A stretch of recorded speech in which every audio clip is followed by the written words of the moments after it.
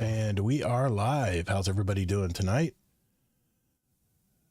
See our beautiful faces. Mr. Willhe1m here tonight.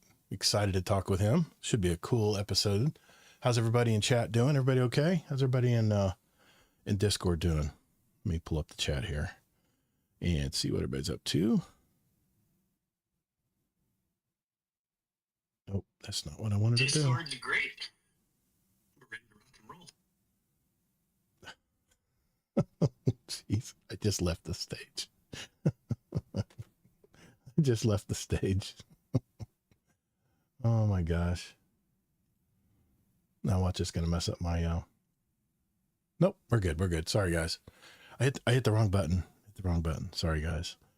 Yeah, we got a lot to talk about, and we got so much to talk about tonight. We got so much. I mean, we got the Destiny deluge of information. I mean, it's always a chill show, but we got a lot of, information, just like a fire hydrant this week. All right. No, I'm not. No, I've reviewed everything. I do want to go over the dev article too. So, but all right, let me,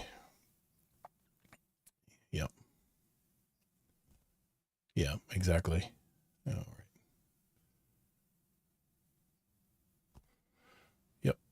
All right. What the finally we got a roadmap, or a roadmap.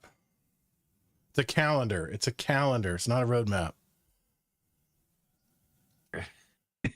Next year. Next year the roadmap's coming. Okay. Yes. Great. That's awesome. Still though, this calendar sets expectations, and that's what I love. Because you know me being a realist. No one can say they're going to be surprised this time. Willhe1m, we're screwed tonight, man. I know what you're going to want to talk about tonight, and he's going to poo-poo it as soon as we mention it. I guarantee you. Mark my words. In fact, I should put money on this, but I guess we'll get into that. I'm here for the discussion wherever it leads. All right. Yeah, me too. Look, I love it all the ways, but I'm just saying, like, last time people were like, "Oh, we got tricked," but this time I think they're being pretty truthful. So. Oh, crazy, man. All right. Okay. I think we're about ready to go here. Everybody sounds good. I think the levels are about right. Yes, we're good there. All right, here we go. Let's podcast. Here we go. 3, 2.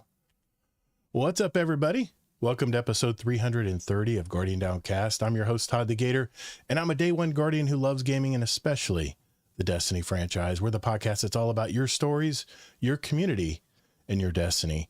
For those of you who may have just discovered our little podcast, we're a weekly gaming show with an emphasis on the Destiny franchise, but we like to sprinkle in some entertainment, other topics of discussion relating to our hobbies as well from time to time, especially on our roundtable episodes, usually at the end of every month.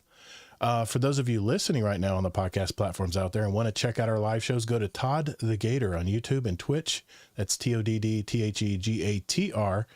And there's always playbacks as well if you want to watch them after they've gone live as well. Usually you'll see those within 24 hours of the live stream. We also have our live stage in our Discord community where you can join live and converse with us in the chat as well and see our beautiful faces. So 3 different ways you can tune into us live every Thursday, 9 p.m. Eastern Standard Time, now that we're out of daylight savings. I have my co-host from the great state of Utah, Mr. Kingsley Mack, here tonight. Kingsley, how's it going? Hello. Glad to be here yet once again. Thank you, sir. Appreciate you. Well, this week we have a special guest with us today. She's been covering Destiny 2 for quite a while now. And as we'll hear his story tonight, he'll share with us how he started his Destiny journey and what made him decide to begin content creation for the game, and maybe even discuss Bungie's future with the Destiny franchise. With nearly 100,000 subs on YouTube, he has had a big impact on the Destiny community, sharing glitches, farming methods, anything that can give us, the player, an advantage on that Destiny grind. So please welcome tonight, Mr. Willhe1m. How you doing, sir? Good. Thank you guys for having me. This is a pleasure to be here. Yeah, man. We've been looking forward to tonight. We have a lot of questions. Hopefully you got a lot of answers. So we'll go from there, I guess. But thank you, sir. Appreciate that. Sure. Well, before we get to our topics tonight, you just released a video, I believe, Willhe1m, I believe the new calendar and everything. We're going to be talking about that tonight. You are speculating about a darkness subclass, and I have a feeling I'm with you, brother. I'm with you on this, but I have a feeling Kingsley's going to lay the facts down, and we'll see how that goes later tonight. But yeah, I just saw your video, man. I appreciate the shout out on that. Are we talking nice. about that later or no? No, Sure. I don't even know what we're talking about. We'll get into it later. We're just catching up a little bit here. But I honestly don't. Yeah. But we'll keep We'll have some fun with it. Yeah. Well, we'll keep the pleasantries down to a minimum tonight. But I did want to know, Kingsley, I noticed you're playing Outer Worlds 2. Did you finish that game yet, or are you still working on it? No, there's tons in that game. Yeah. Really? I put like, really? Yes, there's lots of good games out there with many hours of enjoyment, to go figure. But yeah, I don't know how many hours I put in it, because again, I tend to have a habit of just, I don't see a reason to quit the game. I'll just pause it and walk away. So, you can't really know total hours spent, because it's counting all the time I'm not playing too. Well, yeah. But if I had to guess, I'm a little over halfway done at this point. Wow. And I certainly have like somewhere between 20 to 40 hours at least. Do you think it's actual play time? Do you think it's a 100-hour game? You think maybe? Well, maybe. And the thing about it is, it definitely could be anyways, because of the RPG elements, it is definitely a game that you can and would want to play through again, because you get different scenarios each time and different companions you can use too. Like, there's so many companions now at this point, I'm having a hard time picking who I want to bring with me for certain activities and stuff. I got you. So I got you. Definitely could be a 100-hour game. Very cool. Very cool. Well, I've been doing the seasonal grind. That's my usual thing every week. I love getting those seasonal rewards. I like I said in past shows, that's where Bungie nailed it for the grinder, the daily bounty hoarder like I am. I love jumping in, doing the daily seasonal stuff, and then completing the weekly stuff, which isn't too difficult. It only takes probably a couple solo portals a day, and usually within the third day you're done with it. But no movies this week. Every week my wife has had some kind of school function, or she had a shower tonight she had to go to. So it's been something every night. But we are going to see tomorrow, Friday, we're going to see Running Man in the IMAX. So I'm looking forward to that. And I think we're seeing another movie on Tuesday, but I'll let you guys know next week how all that stuff turned out. Hello, Mr. Miklo. How you doing? But I'm curious, Willhe1m, what have you been doing this week in Destiny, man? Do you have a set things that you like to do, or what you been up to? Well, most of my first day was spent trying to figure out a way to get into the top 1% of the salt mines, but that didn't go. I got top 10, and then, so I was all right with that. And then, figuring out the new hub for Call to Arms was, sort of a task unto itself. It was a quest unto itself, just making sure you know exactly how it works, especially if you're going to explain it, because they do get complicated, and it is a lot of menus that you're sort of going through after a time. But, doing those things, and I've actually really been enjoying Call to Arms overall. Okay. Once you know the ins and outs of it. I got you. Just been doing that. Yeah, a part of me wants to get into it as far as the Call to Arms, because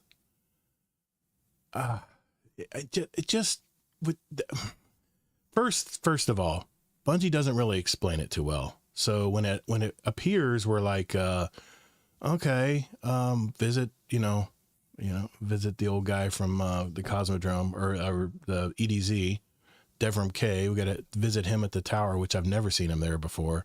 He's never been there before, I don't think. You go there, you get a chest. I'm like, okay, interact, definitely. There, I get some gear. I'm like, all right, awesome. I look over to this other gold chest. It says, oh no, you don't get that till the end of the. I'm like, oh, okay. So there's something I need to learn here. Okay, so I talked to Devram. He says, all right, go ahead and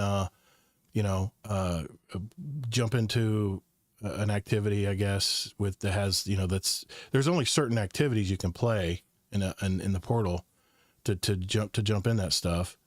And then obviously Sinister, I see you there, man. Get your green tier 6 weapons daily. Yeah, I've heard about that glitch, the tier 6 weapons. You can't. God Almighty, man! I tell you, Yeah, I mean, okay, quality control's a little slipping maybe, but yeah, I hear you, Kenneth. All right, but yeah, I'm curious what you thought about this, Kingsley, because I thought this was like a catch-up event.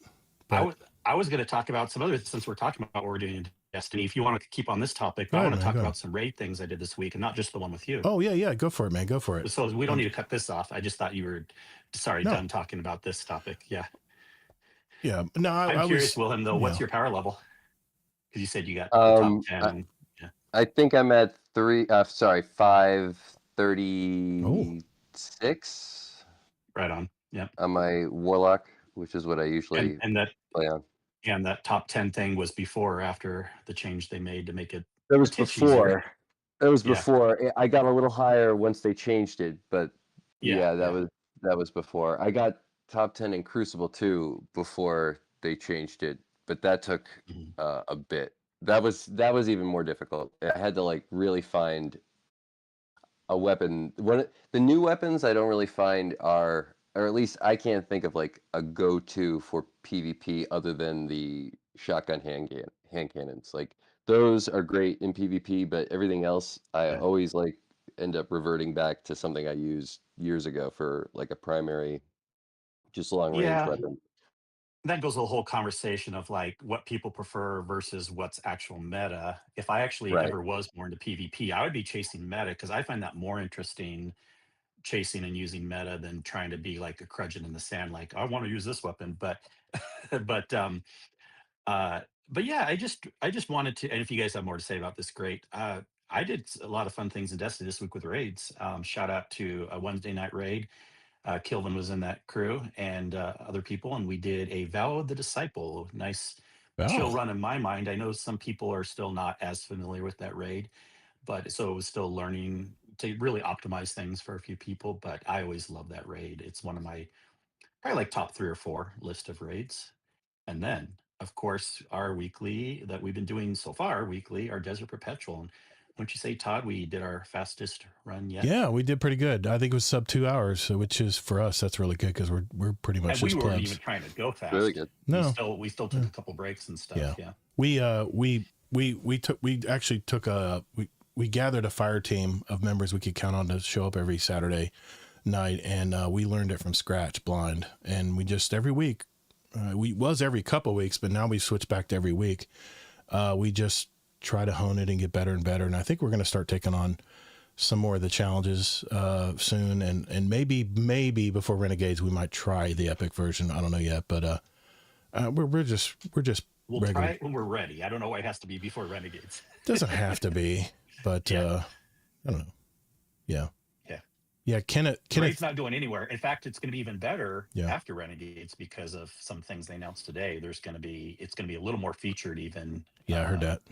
Because of reasons, but we'll definitely get into that when we get over that. We go over the information that Bungie's thrown our way this week, but yeah, I know I was just confused at first. The 1%, the 10% score, because I jumped in there and said, "Oh, this is gonna be a piece of cake." I was like, I did it on all 3 of my accounts, and I jumped in and did of course I did the solo op version.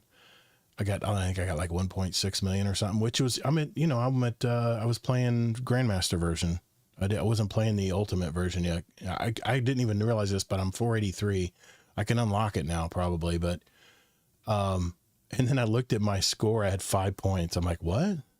5 points? I was in the top 30% or something. I'm like, what the hell? What a loser. I'm just kidding. Like, what the hell, man? I threw a lot of stuff in there. I mean, I got an A+ on it, but the thing I don't like about this new Call to Arms is the fact that you have to be at 500 power, which it was 550 to max your score out, but Bungie relaxed that to just 500 and up, which I know that gives people motivation to get to 500, but there's no way that most of the players out there are going to get to 500 before this activity's over. So, and in a way, I kind of like that, because it gives players like our buddy Tajo, who's 550 forever now. He gives him a little reward for grinding, and getting in the 500s, but there's a lot of people that are still in their 300s and 400s, and they're never going to get that score. Not by the time this Call to Arms is over with. But anyway, I just wanted to vent on that a little bit, because, I mean, okay, they can still get powerful loot every day when they log in and go up to Devrim. They can get their powerful loot. That's good. I mean, at minimum, I guess it helps them, build up their power. But I don't know. I just thought that was odd that they were trying to bring more players back that haven't played in a while to jump into Call to Arms to get ready for Renegades, right? Because you can get these loot packs that you can open up and possibly get weapons or armor before Renegades come out for Renegades, which I thought that was really cool. But I don't know. I just was curious what your take was on it, because, yeah. So, well, my take is, who said they were trying to get players back with this specific event? Every once in a while, it's okay to have an event that's for the top tier people, as long as it's not a majority. Yeah. Oh, come on. The top tier people never get to have an event. Never, ever, ever. I mean, I'm glad that they have something for the higher level players, right, Willem? I mean, at least that is there. As long as most of the events, and I do agree, most should be for the general pop, and so far they have been. So now they didn't communicate it well enough, so people's expectations were kind of a little out of whack. If they really would have said this event is more for, and they kind of did, but people weren't really reading the tea leaves, right? But if they were really like, this event really is for like the super competitive, and people actually understood that, then that probably would have been a little bit better in the communication. I remember watching Willem's first videos. I know, Willem, you want to talk. Sorry, man. I'm referring back to his first video he made about it, and he says, "Don't even go in Crucible. They're full of cheaters." I'm like, and then I saw Lucky 10P's video about, he was going over this one guy who exposed the whole cheating community in Destiny. I'm like, oh, there's tons of that. What the hell, man? All this unfortunate code that they're inserting into the game and stuff. But yeah, go ahead, Willem. I was curious what you thought about all the. Well, just quickly in regards to the cheaters, we actually, Sinister and I, who's in your chat, I see him, actually went into the tower the other day, and the Traveler was back, but it wasn't a Traveler. It was just a giant ghost that somebody was projecting up into the sky, and somebody was ping-ponging around the tower. It was pretty interesting to take a look at. But yeah, I think the biggest problem with this event, because it did some good things and it did some things poorly, was just the lack of communication. And I think also the first come, first serve sort of power-enabled aspect of it would have been fine had it just been explained beforehand. But I also don't think, I think the power side of it is okay, because it does reward, people who have been really continuing to play the game a bit more, at least in the very short term. But I don't think that the first come, first serve aspect of it would have been the best. I think there should have been some sort of barrier to entry score, call it 1800, or just whatever you get on the final difficulty. At base, or whatever they decide, whatever they automatically set up for you, have that be the base score. And if you can get that, you get a percentage number of points, because the biggest confusion also was that people thought that the points would get reduced as their percentage overall got reduced.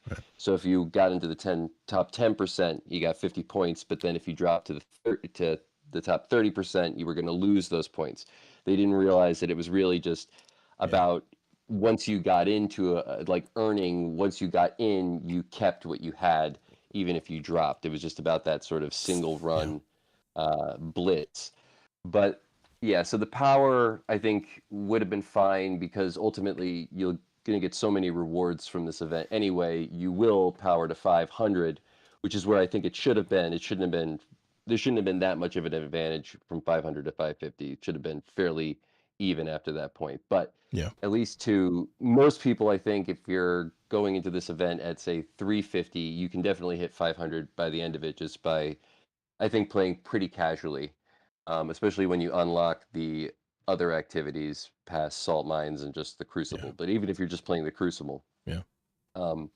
So yeah, I think just the communication would have been better on that end. They should have gotten rid of the first come, first serve aspect of it, at least for the first week or so.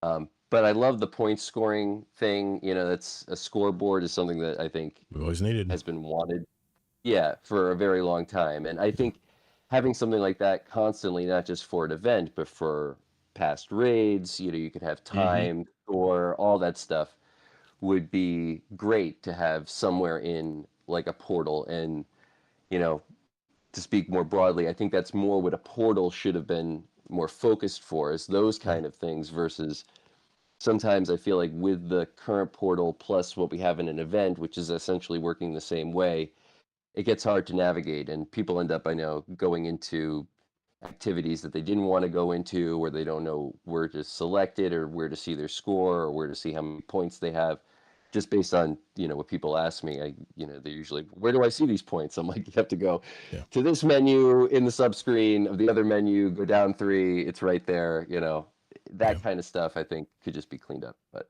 otherwise, I actually do like the event. Well, I guess that's what happens when you have less team to work with. You can't smooth out the edges of some of these. I noticed most of the events are a little rough around the edges as far as, easily grasping what they're about. There's usually something, just like finding something in Eververse that they mention. You have to dig through all the pages to find what they were talking about. But before we get into your story, Willhe1m, what is up with this crate?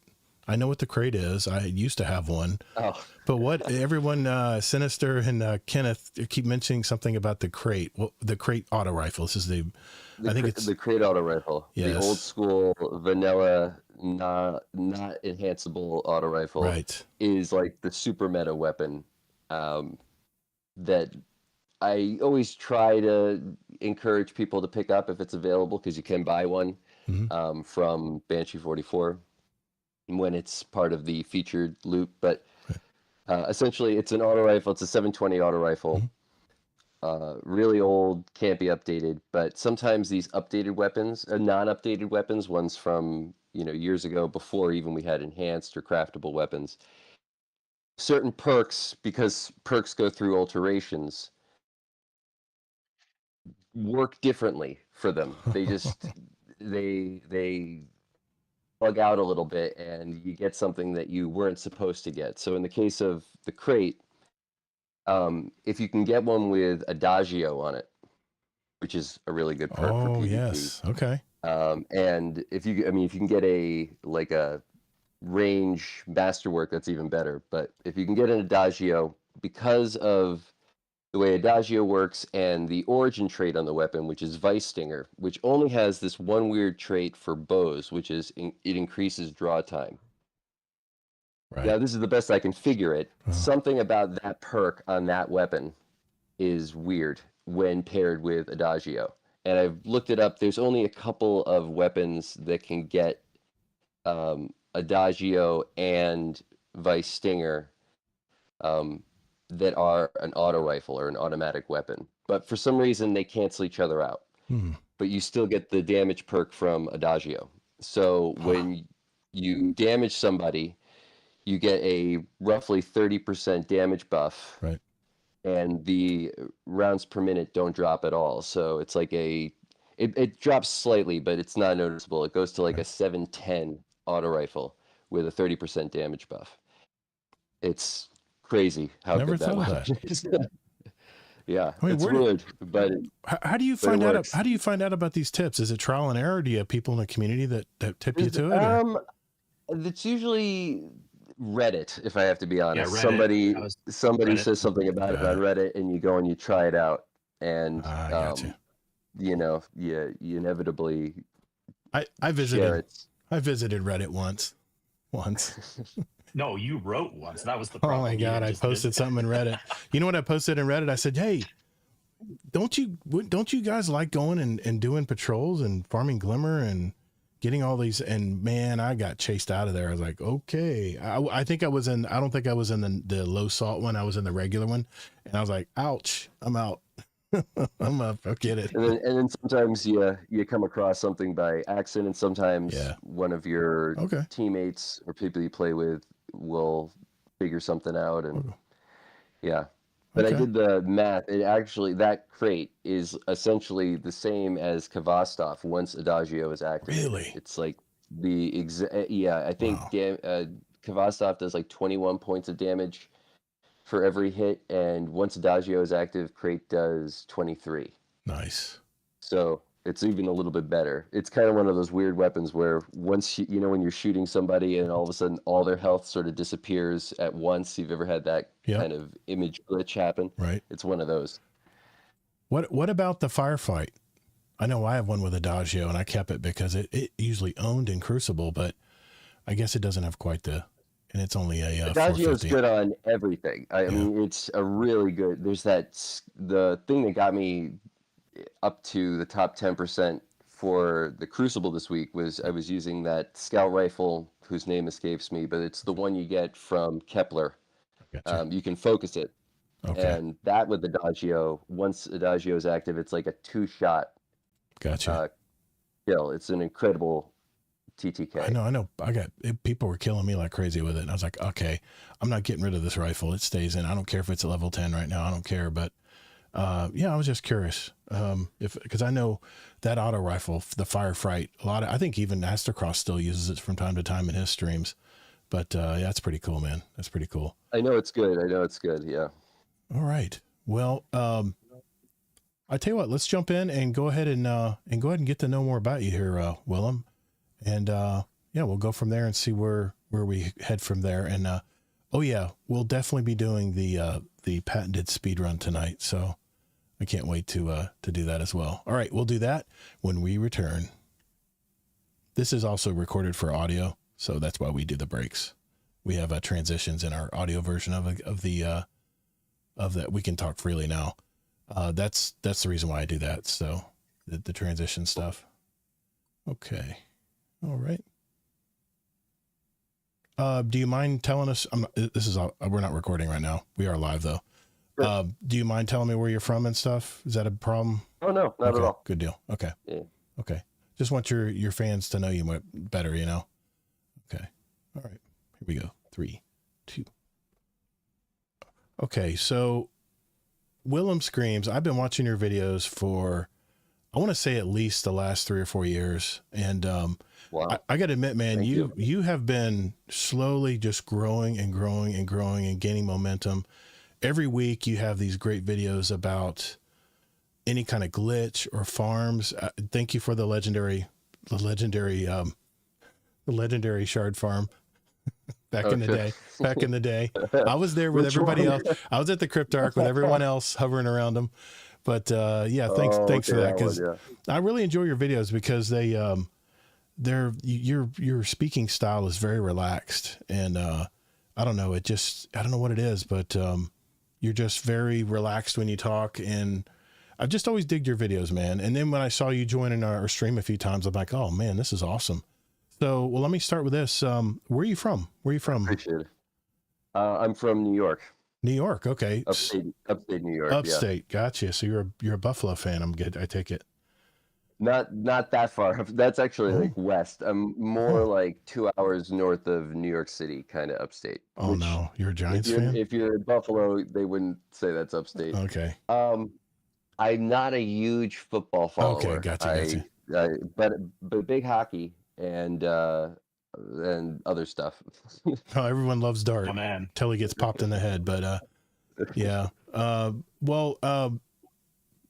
I mean, do you do your content creation full time, or do you have a job that you do on the side? I was an editor. I still am an editor. So very cool. That was always been the thing, and this has always kind of been a hobby that turned into a bit of work, but always kind of just a hobby. That's awesome, man. I Tell never me knew that. about your setup, if you don't mind. And do you work for a company or a freelance, or what do you do with editing? Freelance. I honestly have taken a little bit of a step, almost a sabbatical from it to a certain extent. And just, always interested to, or available for any sort of advice if anybody needs it in terms of that. But yeah, I did all different types of stuff, video editing and edited for print, that kind of stuff.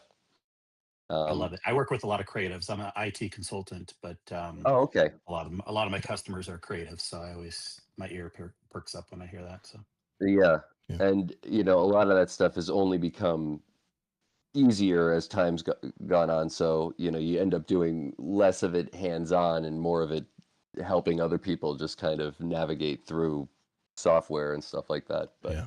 or, you know, at this point, prompts sometimes help.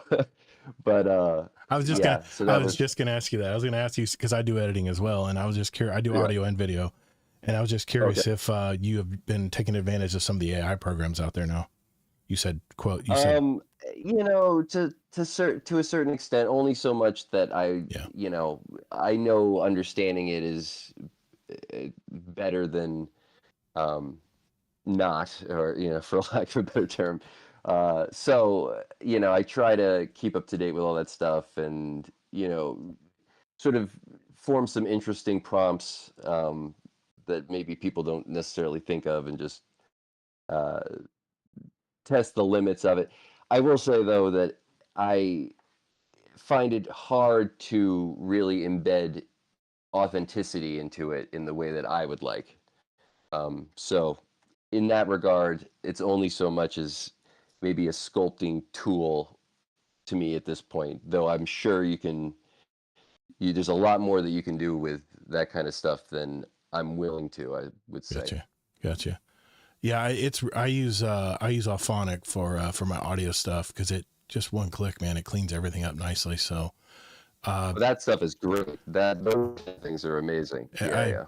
I love it. I did a filler filter on it last week, and I listened to the podcast over again. I'm like, I'm never turning that off because we say a lot of ums and ahs in our live shows, and I'm, you know, ums and ahs is natural. I want to keep it natural, but man, we tend to say it a lot. But you don't. Try, man. It's just an involuntary habit, especially when my brain's in thinking There's nothing mode. wrong with this, what I'm saying. I know. It keeps it natural, but when you hear and also it just gets annoying. So that's why I started doing the filler on that. But I never knew you were an editor, man. That's cool. I love hearing that. What you want to say something? Go ahead. Oh no. I was just gonna say, well, okay. What was your earliest video game that you played? Oh, well, I was fortunate enough to have a dad who was kind of a tech nerd. Nice. So we had an Amiga, I remember, computer Oh my God. before, you know, like it was when DOS was around, and Oh my God. you know, the Mac was still the 5 1/4s, or was it? Yeah, 5 1/4s. It was an incredible interface, an incredible graphics interface on the Amiga. Like when I first used like a Mac or PCs later on, I always remember thinking like, isn't this the same thing as that other computer? And I mean, you had to load them with hard disks, but it was a great machine. It had some really great games. So I think like the very first game I remember playing was like, Where in the World is Carmen Sandiego? Wow, that's pretty cool. Or Wolfenstein. I remember playing Wolfenstein really early, like as soon as it came out. I was trying to remember if that was on the Amiga or just an early PC. It was was it 8-bit or 16? I think it was 8-bit, wasn't it? No, it might have been 16. PC, there never was an 8-bit. It's always 16 and higher? Okay. Well, I mean, I started on Atari, so it was 8-bit for me. More complicated question, but I think it was on PC. I don't think it was on Amiga, but okay. Yeah, I think it was only on PC, because we did have another PC fairly early on too. But yeah, Where in the World is Carmen Sandiego? Like Breakthrough was like a game that I love, which was basically just, you know, the balls bouncing back and forth on the screen. As I say that, I laugh. But you know, with the big paddle, that was fun. Simpler times. Yeah, that's for sure, man. They were. Yeah. Al, how did you come across Destiny? I know, are you a day one player, or did you find out about it later? Yeah, I played in actually the pre-alpha. Nice. And I came to know of it because I was a huge Halo fan. Like Halo's kind of probably been one of my favorite games overall still. So, you know, anything that Bungie was going to be doing, I was interested in, and you know, FPS has always been my game of choice. So, you know, it was a big FPS game coming out. It was Bungie, you know, I'd always wanted to see them do more with Halo than I thought they were going to be able to do. So I was looking forward to it, like even a year out. As soon as I'd heard about it, I was very interested in playing it. That's awesome. Well, did you, is there a memory that kind of brings a smile to your face from early days of Destiny, or even something in Destiny 2, I guess could count too? Well, there's a couple of funny, where there was a very funny video that I should maybe make. I don't think it's live on my channel anymore, but it was one of the first ones I made, because it was just kind of a short one. It was maybe a minute long, but of me getting the Vex Mytho class for the first time. And it was on my second run, which was pretty ridiculous. And then I remember also when Crota's End originally launched. I remember the first time I'd heard about you could get exotics from that first chest just in the thrall room. Yeah. I was like, oh yeah, let's go in there and just see what we get. We jumped in, went in, and I got the Dragon's Breath like immediately. What? It was like, yeah, and the Dragon's Breath had just been released at the time. Oh my God, that's luck. And I was like, I mean, I was pretty flabbergasted, So those things in D1 were some of the fun ones. I also, if you know the YouTuber streamer Ninja, I was in his raid group. Okay. Which is also one of the reasons why I started making content at the time. But we were, I don't know which place we got, but we were day 1 Vault of Glass completion, or day 2. We were very early, very early. Wow. And it was fun playing with him, back so then. Cool. And yeah. And in D2, doing Vault of Glass again was pretty fun the first day. I remember when they made Scourge of the Past, which is a raid that I love. I always wish they'd bring back Scourge of the Past, even though it was short. Yeah. I always thought it was a really fun raid. I remember when they made the raids farmable finally, and you could just do the final encounter over and over again. For the exotic, our whole raid group got the Anarchy in like one night. That was super fun. Doing Garden of Salvation was a lot of fun the first few times. Doing a lot of stuff with my buddy Sinister, just the two of us. We 2-manned Deepstone Crypt one time. That was pretty ridiculous. That's cool. I watched that stream back. He was streaming it. That I don't even know what we're doing. Like I'm listening to us talk and communicate and do different things, and I'm like, I don't even know how we're keeping any of this straight. Like now looking at it, you totally lose track of all the things you'd figured out at the time. But that was, I think, during the peak of the pandemic too. So we were just sitting home all day, looking at screens. Those were fun though. I remember 2-manning Crota, Destiny 1 Crota. That was great. I had a Galahorn and my buddy had the sword, and we got it done. Good times, man. I really miss the early. I keep missing Regicide. I love Regicide. That's my favorite Destiny campaign story of all time, is Regicide, when you finally face orcs. Orcs at the very end there, and God, the fire shooting through the door and the doors separating and all that light, and oh man, you see, this is why Bungie needs to bring back everything. Destiny Online. I think Aster Cross has titled it Classic Bungie or Classic Destiny, which I'd be good with that. We would definitely play it, man. But anyway, sorry, I'll go off on Kingsley. You have to keep me on track, man. You have to keep me on track. By the way, I did get the Anarchy on my first try, and this guy right here was bringing me through it. He Sherped me through that, and I remember I got the Anarchy on the very first try, but it took me 32 times in Destiny 1 to get the Vex. It is fun to see the stories, and it really is true about the odds, because I've completed over 1,000 raids, and I really have seen enough people get things on first, second, third runs that still kind of matches up with that 5%. So I always love seeing that. I've a couple raids myself by run 2 or 3, but most of the time I'm right where the percentages would show. That's awesome. So. That's awesome. Yeah. Well, what character in the game, what NPC in the game do you like the best in Destiny? Ooh, That's a tough choice. D1 or D2? At your choice. I mean, I think Zur is Oh, my good. favorite vendor. Thank you for I not. really like. Thank you for. Sorry. Thank you for not saying the Crucible. I mean the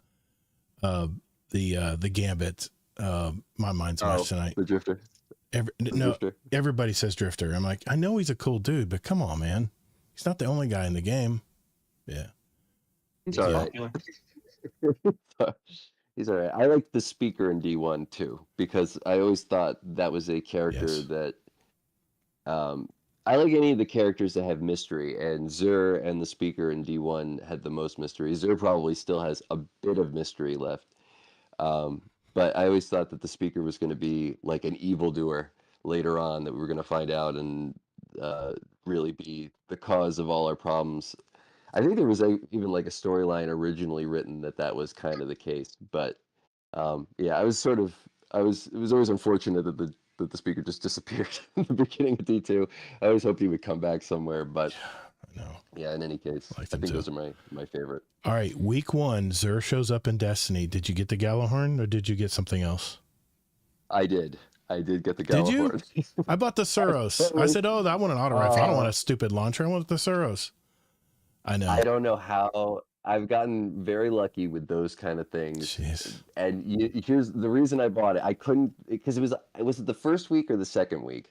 I can't remember. But I had just enough like strange coins to buy one exotic. And I remember looking at that one and going, that one looks like the one from the live action trailer. Remember the original D1 live action trailer? Oh, yeah. That was amazing. Oh, yeah. And I watched it so many times. I'm like, yeah, that looks like that one. I'm going to buy this because it looks like it. I just like the look. And what was funny was I didn't even use it for a while. And then we were because I tried it. I didn't upgrade it, and I tried it out and it didn't do that much. And I liked other things. And I remember we were in the Vault of Glass raid first time. I'm with, would-be Ninja and our rest of our group, and we're trying to figure out how to do damage to the boss, and someone says, if we had the Gallahorn, that would be amazing. And one guy goes, I have a Gallahorn, and I go, I have a Gallahorn, and they're like, you have a Gallahorn? And I'm like, yeah. And I'm like, it's not that good. They're like, what are you talking about? Oh, Wolfpacks. And they after like reaming me out for 5 minutes for not using it, they made me upgrade it right then and use it. That's awesome. It was pretty funny. Is this the Ninja with no L, by the way? This is the Fortnite Ninja. Oh, Ninja. Wow. Okay. Wow. I didn't know he played early Destiny. Oh, that's awesome. He did. I didn't follow the guy until he started playing Fortnite. But man, that's crazy, man. Yeah, I think he was pretty well known in that space at that time. I met him through Halo, which he was a big streamer of, but those weren't the most popular things at the moment. And then, I think most people probably heard about him more when Fortnite came around. I got you, man. I got you. Important question here. Do you do bounties? The ones that are available, yes. I mean, I used to do all the bounties. I would load them up every day. Yeah. Every day I'd load up all of them. Yeah. You're a bounty hoarder. Good. Yes, when it was available to hoard, I certainly did my fair bit of bounty hoarding. There was a couple of notable seasons too. Like I remember during, I think going into Lightfall, I was maxed out every. Me too. Every seasonal update for like that whole year. It's sad that there's not more that you can hoard now, other than, there's Banshee, and then there's in the what's her name out, not Marisov, but the other one. Yeah, Petra. I don't want to go hunt her down for some lame bounties out there. I'm not going all the way to Rizavilia to find her. Screw that. No, I mean, God, man, I guess we got orders coming now. It's not going to be bounties anymore. It's going to be orders. I guess I'll be what they're talking about in Renegades. But yeah, man, a lot of this stuff's disappearing. It's kind of sad time. Now, when you play Destiny, are you mainly a solo player, or do you prefer to play with a fire team?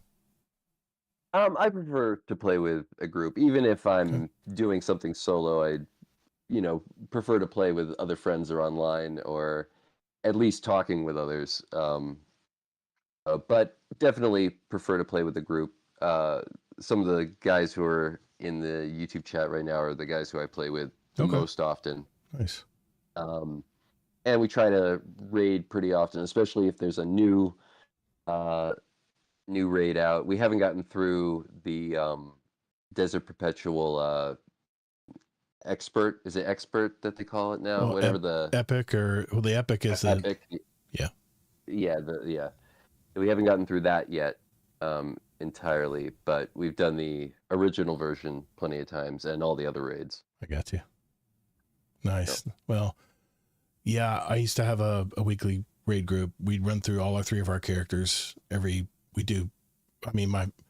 my favorite raid is the Works raid. So we used to jump in right at reset at Tuesday, and we do all 3 of our characters before 10 o'clock even hit. Well, whenever, what I'm talking about with reset, it'd be like right after lunch, we'd be done. But another question here. Now I saw you playing with your buddy build on a Warlock, but are you a Titan Hunter or Warlock main? Warlock main. Perfect. At least in D2. In D1, I was a Hunter main for sure. Man, and Warlocks are just so fun to play with right now. And please, Bungie, don't touch it. Don't touch it. Yeah, they're very, very powerful in the right kind of way, it seems like. Yes. Yeah, exactly. That's probably one of the best things they could have done, was make all your buddies tied to that grenade trait. So I'm loving they did that. It's so much easier to get stuff to recharge. What activities do you prefer to do in the game, and why? Well, I mean, like right now, during the event, I did the salt mines a number of times. I played Crucible a lot. I'll usually like to jump in the Crucible if I'm just I'll probably jump in the Crucible the most if I'm playing entirely by myself. So if there's no one I'm really talking to, maybe I'm watching a show or something, I'll usually play some Crucible while I do that. If I'm playing with friends, usually, like, I think the things that we like to do the most are usually the dungeons, or just the Pinnacle Ops playlist kind of stuff. So now going for those top 10%, and we haven't done Heliosat yet. That's the next one we're going to do. But I'm trying to remember what we did. Proving Grounds, was that yeah, we did Proving Grounds. And we're able to get in the top 10% for that. But nice. That kind of stuff. I mean, yeah, I guess that question's outdated now, because it's been so narrowed down what you do in Destiny every day now. It's pretty much Portal, Right. What besides Crate, what one weapon in your vault will you refuse to delete, and why?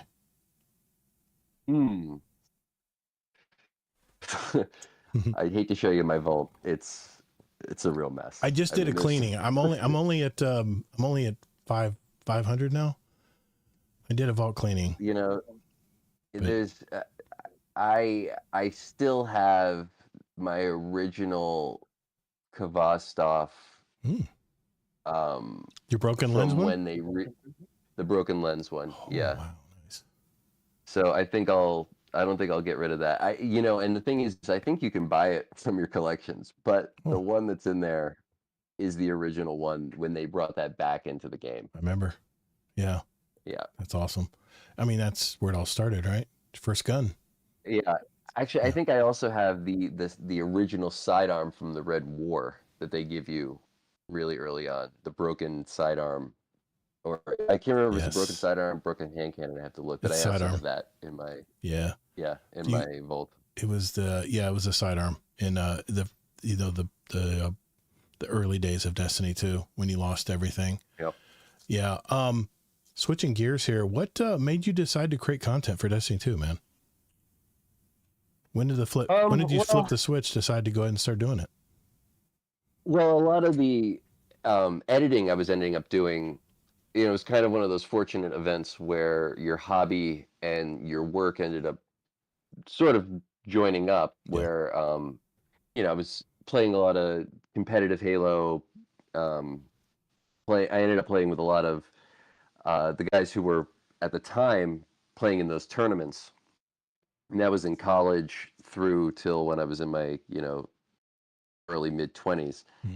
And some of them you end up, getting to know a little bit better. And a few of them were starting to stream early on in like Justin TV days. And, I used YouTube as like uh, just a thing that I use for content. I would kind of back some stuff up for editing on YouTube occasionally, and I would post, some reels there. But increasingly, clients were asking me to make stuff just for YouTube, and these streamers were asking stuff for YouTube. So that ended up being kind of the pathway into it. And then eventually I just thought, I liked this game. I was playing with some people who were doing that kind of thing. I'll just do it myself a little bit and see what happens. Yeah, because see, I'm always curious what people's methods are for creating content. I mean, I notice you wander in the game while you're talking in your videos. Is it just off the cuff, or do you prepare a script? I mean, I'm always curious as a fellow content creator, how do you record your videos in one take, or do you have to stop and restart, or how's your system work? No, usually they're one take. Wow. Sometimes there'll be a couple of stop starts where, you go, hi, it's me, and then you forget what you were going to even say, and you go, okay, and then you start again. But the thing that's posted is all done in one take. That's awesome. And a lot of that came from, I used to do some editing, and sometimes I'll have some clips sort of layered in like an OBS just because it's easy to use and really, really quick for live editing. And I'll just have them sort of layered in as I talk. But kind of one of the things that one of the promises I made to myself was that I was going to have fun doing content, and I just found that editing sort of prolonged the process, and I really hated having to listen to myself over and over again to remember, little segments. So I just found that I liked recording stuff in one take, sort of like a short podcast, Right. almost in a way. Right. And if you were bringing the news, if you were a weatherman, that Sure. so, You mentioned that I always last just week. thought of myself as a weatherman of Destiny. Yeah, you mentioned it in chat last week. I thought that I got a kick out of that. Yeah, I'm just the Destiny weatherman. I got you, man. That's it. Yeah. What made you decide to go faceless? I mean, I guess today I went faceless for the longest time, and finally when we started doing the podcast live, I just said hell with it. I'm gonna flip the camera on, but just like the anonymity, or was there a reason why?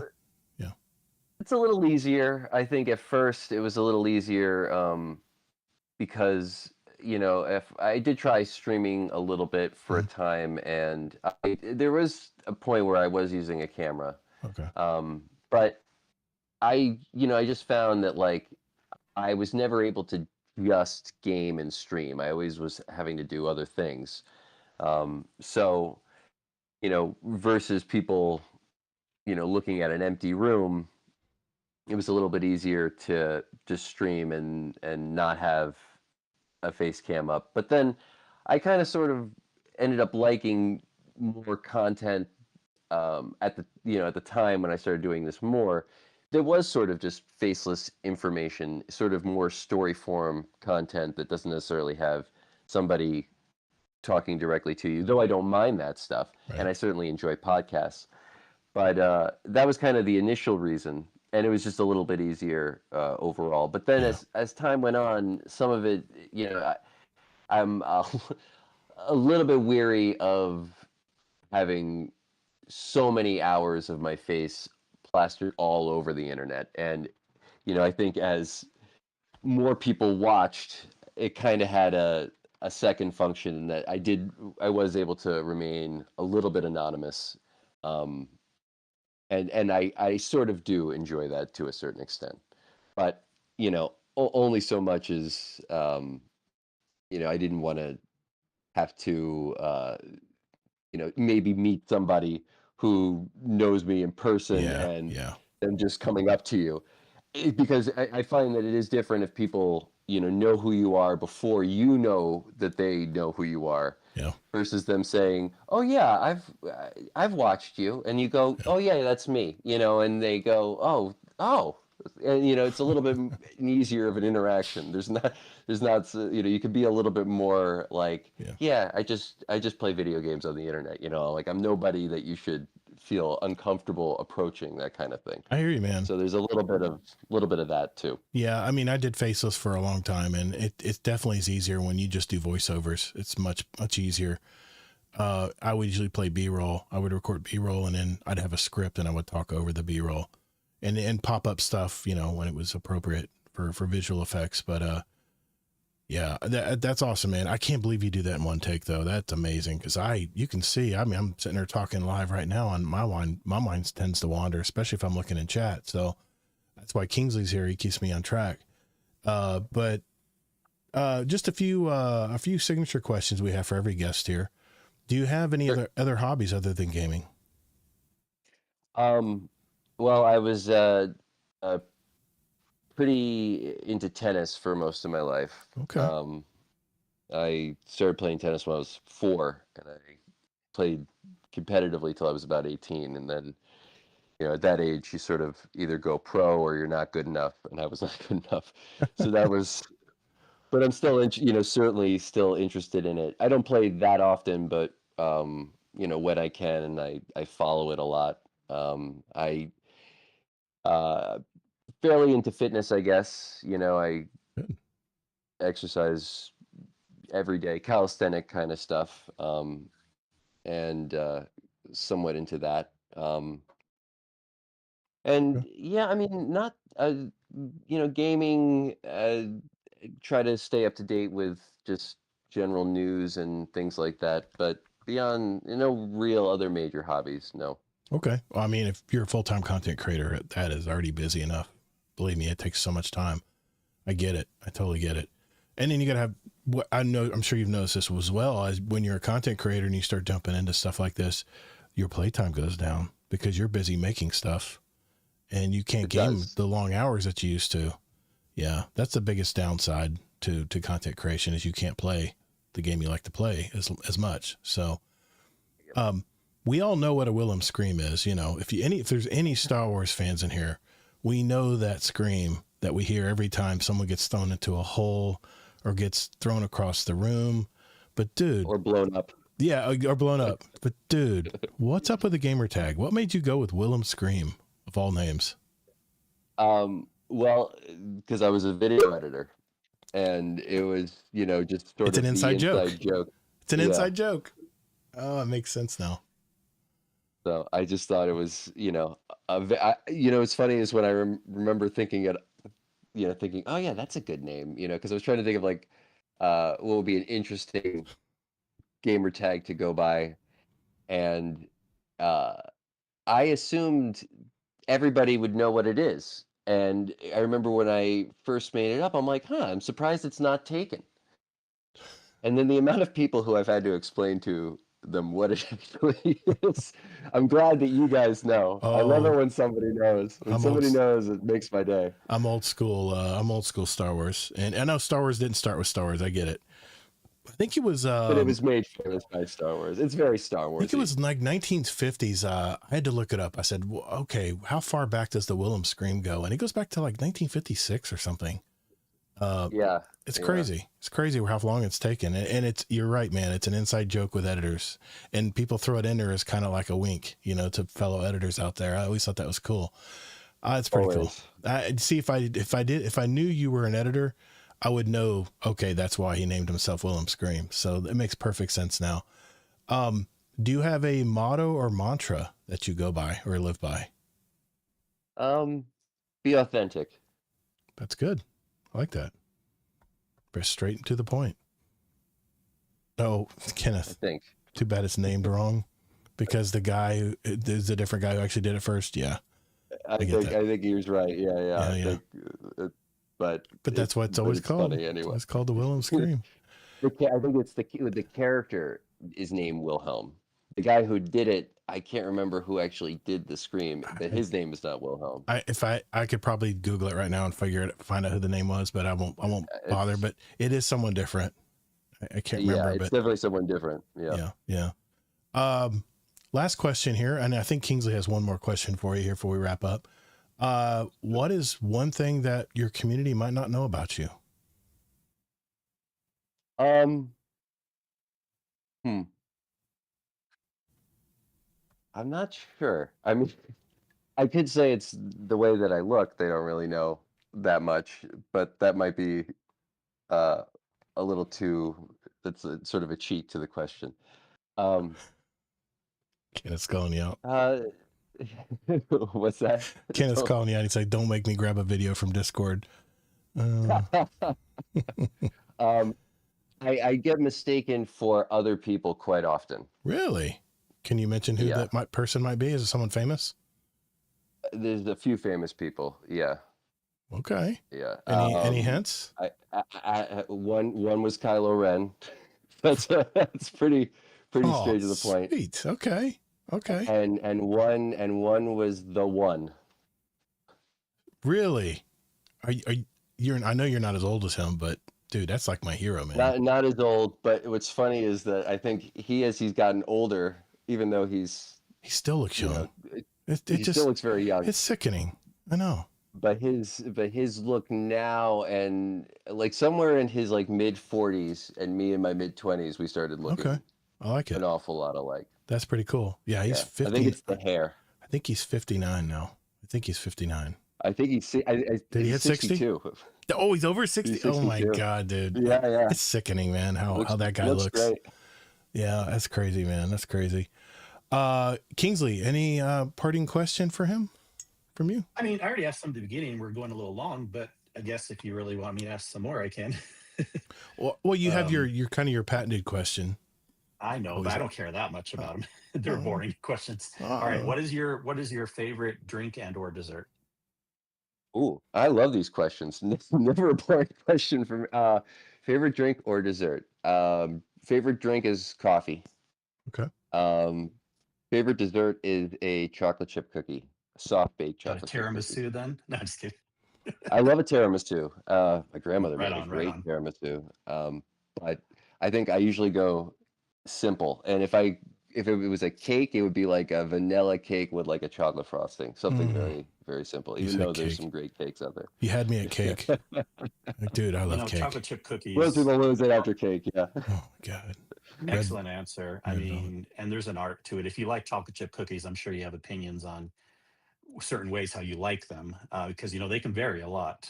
They can. So, I like a stacked high one that's soft baked. Like a homemade chocolate chip cookie is the best. Yeah, but what about a nice fresh out of the oven oatmeal raisin cookie? Those are good too, and I actually really like a chocolate oatmeal raisin. Oh, those are even better. Those are really good. I can't resist oatmeal raisin. If the bakery in my grocery store has a fresh box of them, my wife knows to get me in the other direction, because I will never turn down. Sometimes just an oatmeal cookie is good. Yeah, they're good. Very good. Yeah. And how do you take your coffee? I'm sure it can vary, but what are you into? I'm pretty set on one thing. I do a little bit of oat milk and a little bit of agave. Okay. With tend to be a dark roast.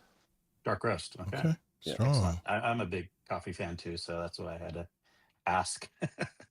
So I love talking coffee.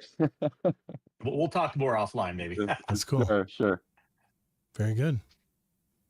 Well, thank you, Willhe1m Scream, for sharing your life with us tonight, brother. Appreciate that. Yeah. Anytime. Enjoy doing it. You're not out of the woods yet, because we have our speed run. Kingsley shakes his head. Okay. It's a custom-made list for you. We're going to do that when we return. Yeah, I'm gonna get the list drawn. You're like, we're done, but we're not done. Now here's a whole nother set of questions. I know we asked you a bunch of questions. No, these are more fast fire. They're more short answer questions. So as long as as much as you guys want, or as long or whatever you guys want to talk about. I would rather talk about this too than weapon tuning. So Yeah, See if we Kingsley. have a hard out tonight or not. Yeah, Kingsley definitely wants that one to that. So okay, all right. Okay, here we go. 3, 2. All right, this segment is called the Speed Run. I've handpicked 25 questions from a pool of over 1,000 that have been submitted to our community over the last 6 years. These are simple, quick questions just to get to know our guests at an even deeper level. No time limits, no contest, just quick questions and answers. So if you're ready, Mr. Willhe1m Scream, let's begin. Ready. I feel like I'm on Inside the Actors Studio. This is fun. All right, here we go. Number 1, morning person or night owl? Night owl. Yeah, that makes sense being an editor. What was your first video game? I think you already mentioned that. Yeah, although I will say, yeah, those were the first ones. Carmen Okay. Sandiego, yeah. Gotcha. What is your favorite Destiny exotic? It can be from either Destiny game. Icebreaker, 100%. Oh man, I know I don't have mine yet. You want Icebreaker. Yes. Yeah. Kenneth Daisy, favorite pizza topping. Okay. What is if you could choose, who would voice your ghost? I think Keanu Reeves. That's a very good answer. That is a fantastic That's answer. insane. That would be the answer I would give. Void, solar, arc, stasis, or strand? Prismatic. Okay. Politically correct answer. Got it. That's all right. I'm not done yet. Pulse, hand cannon, scout, or auto rifle? Pulse hand cannon, scout. I would say pulse rifle. Okay. That's me. Yeah. If you could live anywhere in the world, where would it be?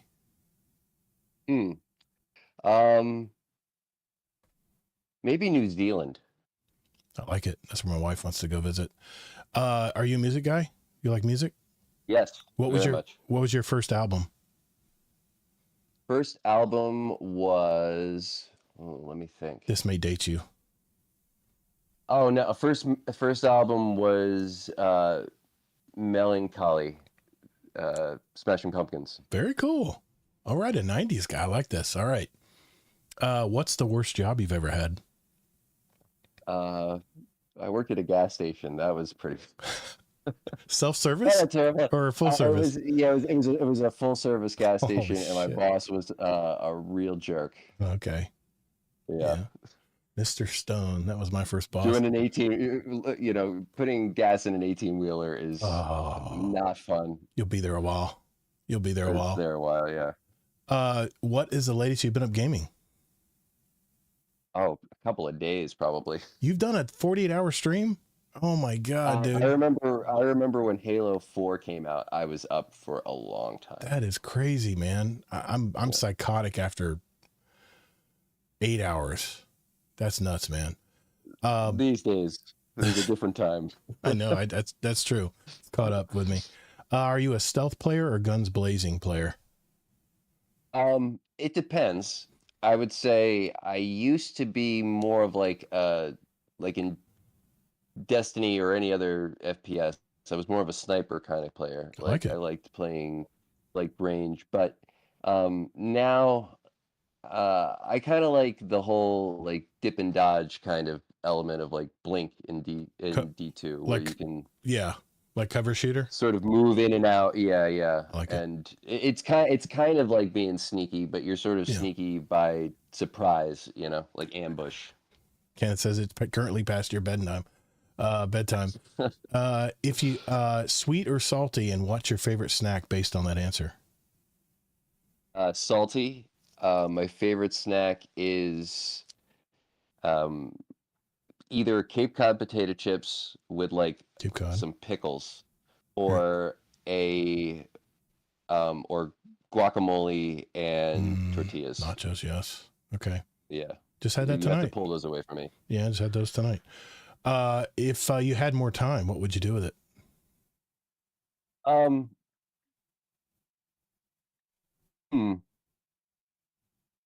Maybe play more tennis. Okay.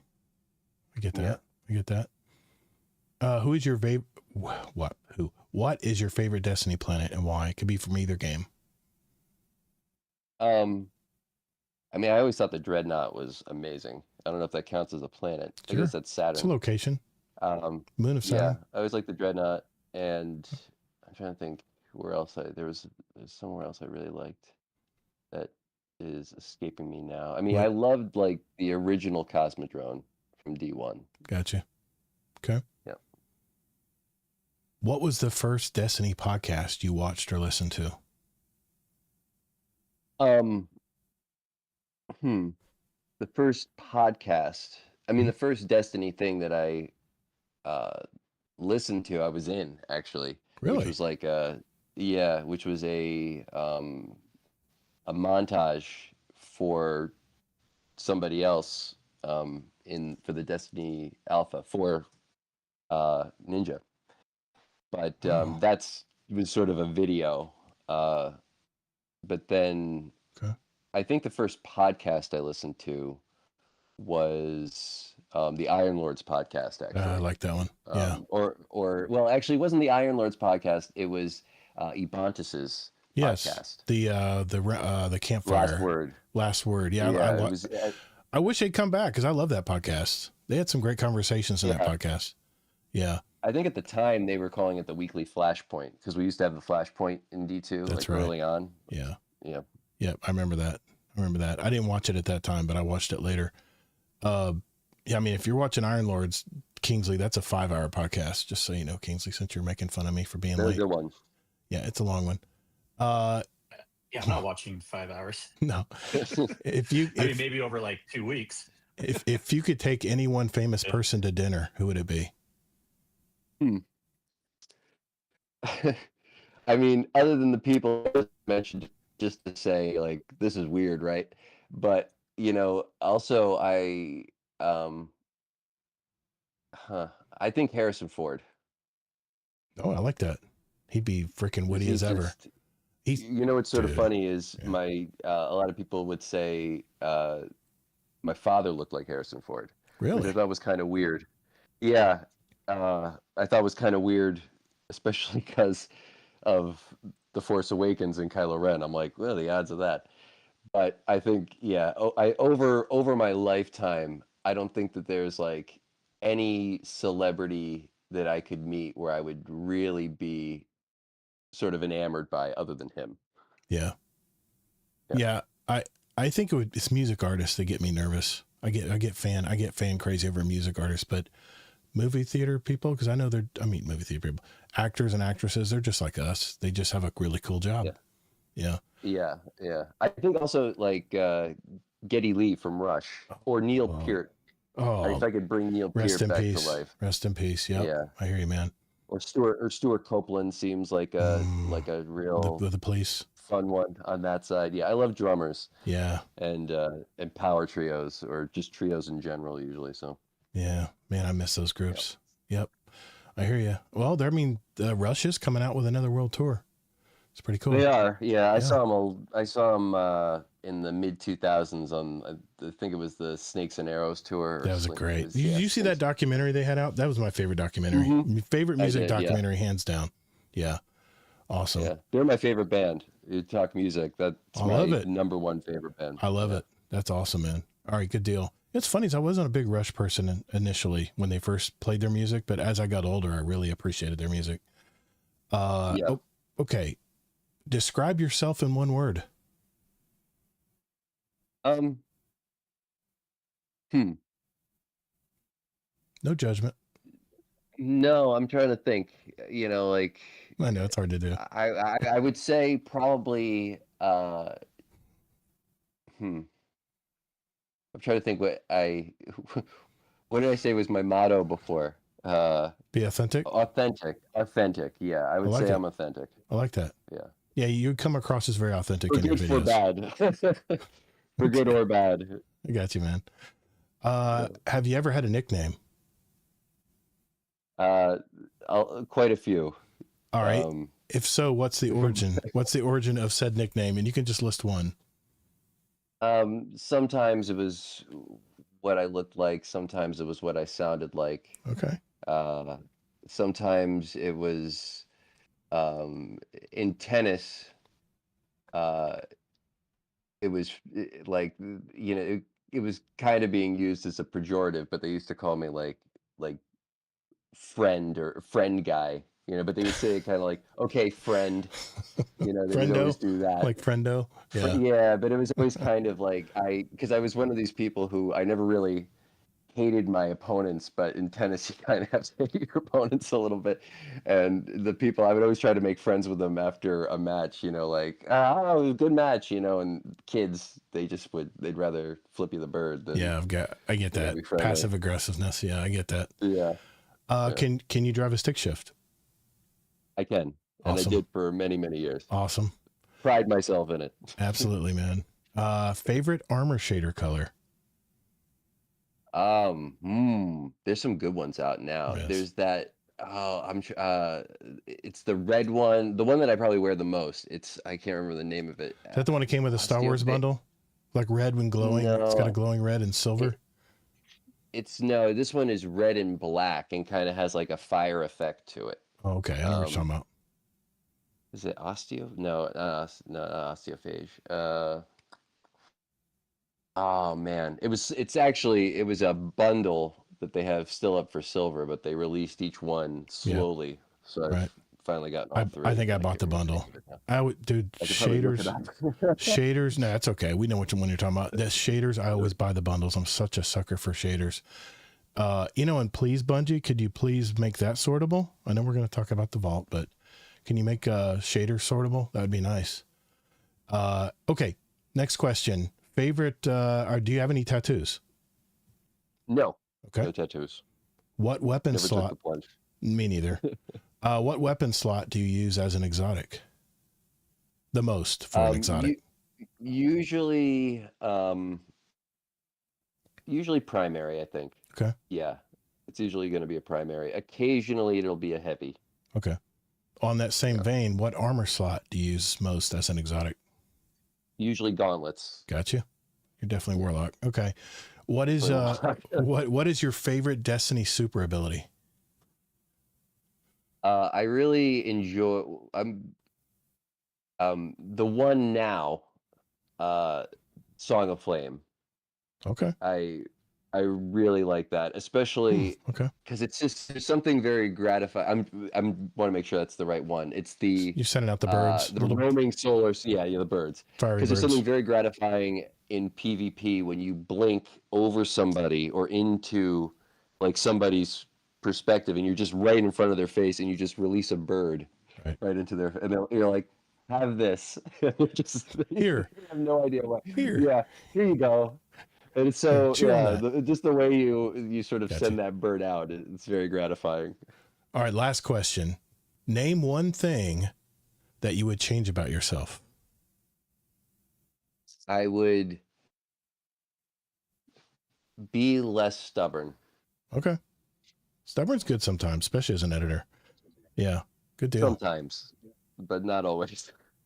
Well, Willhe1m, you've now completed the speed run. Thanks for playing, man. Appreciate you. I love playing. Thank you for having me. Not a problem. Well, I've got a question for everybody out there listening and watching. Is there a speedrun question that you think we should ask with future guests? If so, let's hear it. Just go to our 2026 speedrun channel in our Discord. Submit your question at the beginning of 2026. We'll have 2 drawings for a $25 Amazon gift card. And we will accept 1 entry per member, but you can give us as many as you like. We'll be glad to take them. So what do you have to lose? Let's hear it. All right. Thank you. And we will now get on with this week in Destiny.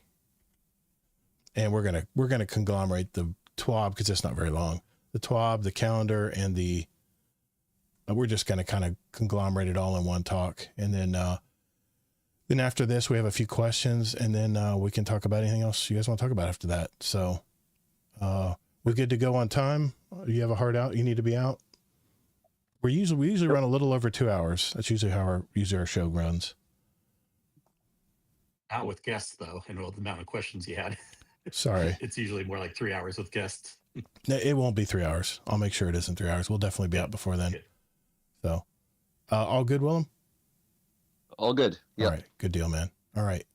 I am going to screen share. Let me make sure that I have the right screen, by the way.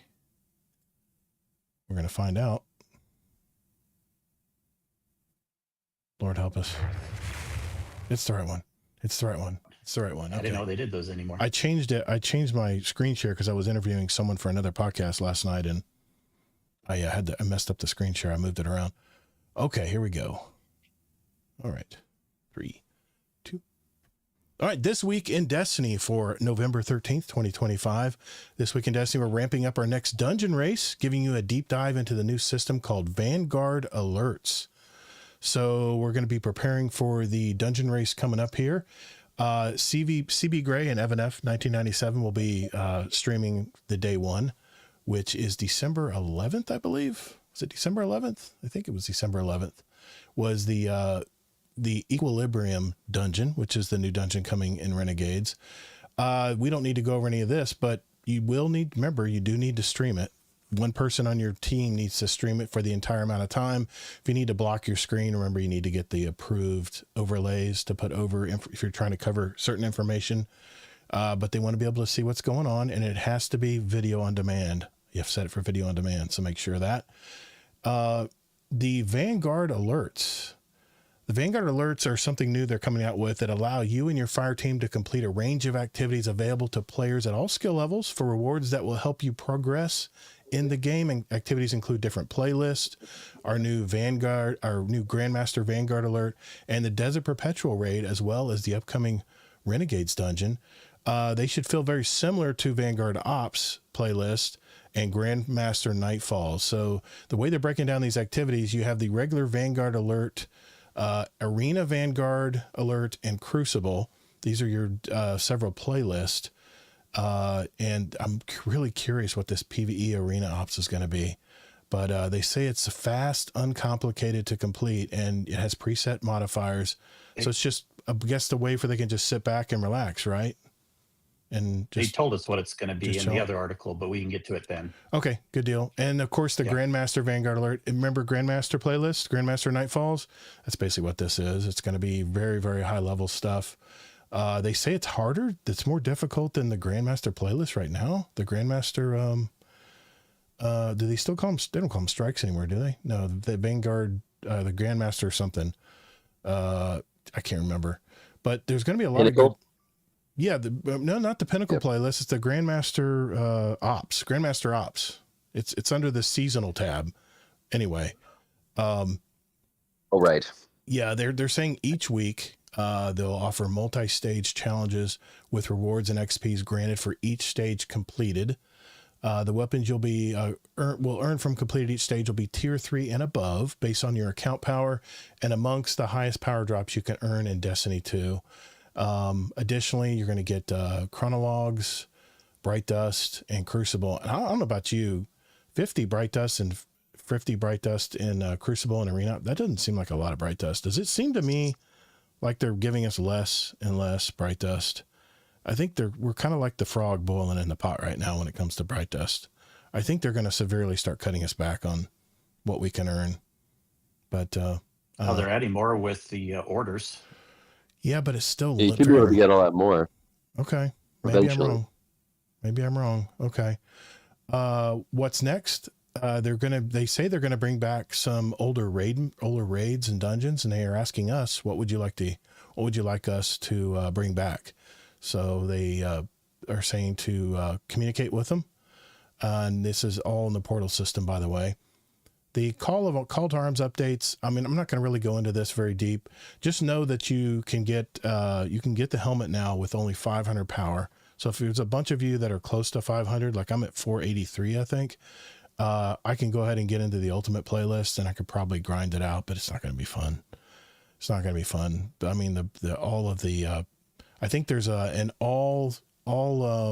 there's one modifier they tell you to put on called all the same weapons or something, where it's like all bows, and it gives you like +5 on your score selection. So they've made changes where you don't have to be 550 power. In other words, you're not getting locked into that 550 power. The only players that can get that score based on that. So if you're at 500 power, you're able to get to that that was it 1%, that top 1% to get that 100 points. So bounty Bungie for good. We talked about this last week. It's for Stack Up and Gold Star gamers. I'm a big fan of Stack Up. I love this. I love what they do for our troops. So tune into that. That will be on November 17th, which is, my gosh, is that this weekend? No, next week. It's next week. So this is, they are acknowledging our veterans and military families for the entire month of November. So make sure that you do donate to the Bungie Foundation. Twitch channels where you can go look. And you got a beautiful emblem here if you happen to win against some really good players.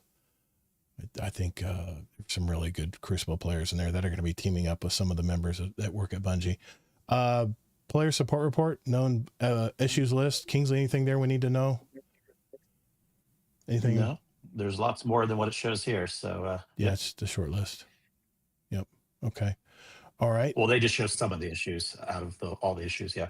Speaking of which, let's jump right into the Bungie did release a calendar, and I'm gonna switch into that now on the page. And they say in September we shared a live stream outlining our plans between Ash and Iron and the launch of Destiny 2 Renegades, including plans for upcoming features and the roadmap of what's ahead. Since then, we've implemented many changes based on player feedback from Edge of Fate and leading into Renegades. As we continue to act on your feedback, we're taking additional time to craft our long-term strategy for the future of Destiny before we share a full state of the game and multi-year roadmap next year. In the short term, we wanted to give you a preview of the changes coming to Destiny 2 and Renegades and update 9.501 that goes live the week after launch of Renegades. The team has been focused on continuing to make improvements to power and progression, quality of life updates, and the start of a new weekly ritual alongside brand new activities and systems within Renegades. So let's get into this, man. The 9.10 we already know about. They've already made, everything more valuable as far as rewards. You get a better chance of getting tier 5 loot. We already know kind of about that. But yeah, we don't need to go over that again. Yeah. But in 9.15, which is what's going to launch with Renegades, further product. No, 950. 950. Renegades. That's right. The catch-up chest and everything, 9.1.5 has already come out as well. That's the catch-up chest that you can get from Saladin at the tower. The Renegades launch, though, with the 9.5.0 patch, you're going to get the Renegades campaign, the Lawless Frontier activity, exotic mission, new dungeon, Equilibrium, which we mentioned briefly. The new weapons are going to be the blasters, with the heat sinks where you have to pace your shot so it doesn't overload. The new exotic Praxic Blade, which is basically a lightsaber. Seasonal power does carry over, so whatever you're grinding for right now in the game will carry over into Renegades. Won't be any more grind for power if you get to the max. All exotic weapons and armor featured. The Edge of Fate featured gear continues. There's going to be a vault space increase of plus 300. Vault space sorting improvements. Universal exotic armor ornaments. I thought that was exciting. Returning player bonus and rewards, and a 300 power catch-up will also be available for people coming back to Renegades that didn't already get their catch-up chest from Edge of Fate. So let's get into it. Let's break out of that. First of all, going into Renegades, they're going to be focusing on quality of life and rewards. And the first thing they're going to be doing is they're going to give wider access to power progression, especially in the expansion content. Players will be able to reach the power cap directly through Renegades activities if they wish. Hallelujah. Because right now you can't play the seasonal activity, Kepler. You can't play on Kepler and increase your power. It's all, I think it's maxed at 300, I believe, which is so disappointing to me because I don't understand why, of all the things you can do to power up, they make you go right to the portal instead of playing the activities that are on Kepler right now. It just boggles my mind. That's going away in like 3 weeks. Stop talking about the past. All right, fine. Fine. Okay. The vault capacity upgrades, they're going to increase the vault capacity to a total of 1,000. There you go, Willhe1m. 300 more. And we're working on more. I need it. Yeah. I just cut mine back. I just threw away a lot of weapons I should have not. Damn it. I lost a bet, so I had to clean it. In addition, the Vault now has a revamped filtering system to help what you're looking for faster. So they give examples here. It includes, you can sort it by tiers, slots, power, highest to lowest. You can sort it by, let's see, by when you acquired it, the rarity. Yeah, I mean, that's a benefit, right? I mean, it's going to help us a little bit versus right now. I think that looks amazing, honestly. Randomly searching through your vault to find something, you know? It's going to help me a lot. So with this Vault thing, do we think this is the thing that they were working on for a while, but that they've pulled back recently and they kind of stopped talking about it? Or do we think we still have another Vault solution coming later in the year? Because I'm worried that this is now it. I'm not saying this is bad. Sure, it's great. We can filter and all, but I'm kind of afraid this is it. You know what I mean? And people are going to reach that 1,000. If they were already Vault hoarders, another 300 is not going to make a difference. I guarantee it. And so they'll be complaining again, and we'll be back to square one. Do we think this is what they were talking about, just this filtering? Or do we still have hope for they'll have some better solution in the future? What do you think, Willem? I think this was it. Yeah, I know. Yeah, I do, unfortunately, too. I will say the benefit of this will be probably less space used to a certain extent. Having more space is good, but I think the organization option will let people let things go a little bit quicker. And just people like overall, they do. I mean, nobody keeps more stuff, old school stuff, than I do. But I know that I have a lot of duplicate stuff. Like the tab that stands out to me the most is duplicates. Yes. Because that kind of stuff where I might be keeping 1 or 2 roles that might have been meta for something specific at the time, and I've just kind of forgotten about them. But I don't really look through them that much, and sometimes I try to organize that thing, and I just I lose momentum to want to do it very quickly. That's so. I think something like this. I don't think I've ever put a duplicate in the Vault, but I got plenty. Obviously, hopefully, I it's have a a true lot duplicate, of duplicates. not a partial duplicate. Because if it's a partial duplicate, then people won't like that. But I'm sure it's a true duplicate. Yeah. Well, I know I have duplicates. I'll find them when I was doing my Vault cleaning. I'm like, oh my God, I can't believe it. Now, will people count? So when obviously perks, you can go off of that, but will it count a duplicate of a tier 2 with the same perks versus like a tier 3? You know what I mean? Like then we're starting to get into the weeds, but it'll be interesting to see what some people have different opinions on what a duplicate is all I'm getting at. But yeah. If they made older stuff craftable, then we wouldn't need to say, I like this Kenneth guy, Willem. I'm a big crafting guy. I love crafting when they brought it. He's my bud. I love crafting. I don't know why they went away from crafting. They heard a couple people whining about it. It's a sore spot. No, they went away because they don't even love the idea. They explained us why. So since you bring it up again, they said they like the idea because Bungie's a true RPG type game where there is randomness spot under weapons, and they think crafting should be a catch-up mechanic rather than the initial mechanic for getting weapons. It's more of a philosophy than anything, It's content. I always thought crafting would have been best served if you farm a bunch of weapons. Say you're farming a particular role on a weapon, but you never get that specific role, but you get several other iterations of that role with the different perks that you want, but not all on the same weapon. You should be able to break those down to make the one that you want, but only once you have so many of them and all like the that. different. Yeah, you still have to earn it, and then a lot of games do that actually. Yeah. See, what I was hoping they were going to do, we were talking about the Vault changes. This is what I was really hoping they would do. Would just have a collections tab where you can every weapon and every mod every modifier you've gotten for it on every role you've gotten, it checks off a list. And then immediately you can go to your collections and say, well, and pull that version and pull that version, that exact version. That is basically crafting. But that would be crafting. Yeah. Yeah, that and it's a seems, cost or something, but yes, yeah, that yeah. would be good. Of course, make it a cost. You can't, yeah, obviously make it a cost. But I like your idea too, Willem, because if you have like, let's look at my vault. If you have like a bunch of the same guns and there's no crafting, like the Joxer's longsword here. I love this two burst pulse rifle. I have to have all three of these because it depends if I'm using it. If I have the head seeker for Crucible or whether I'm going to be using it. Well, that's not the right one. Or the of course the where is it? I've got it over here.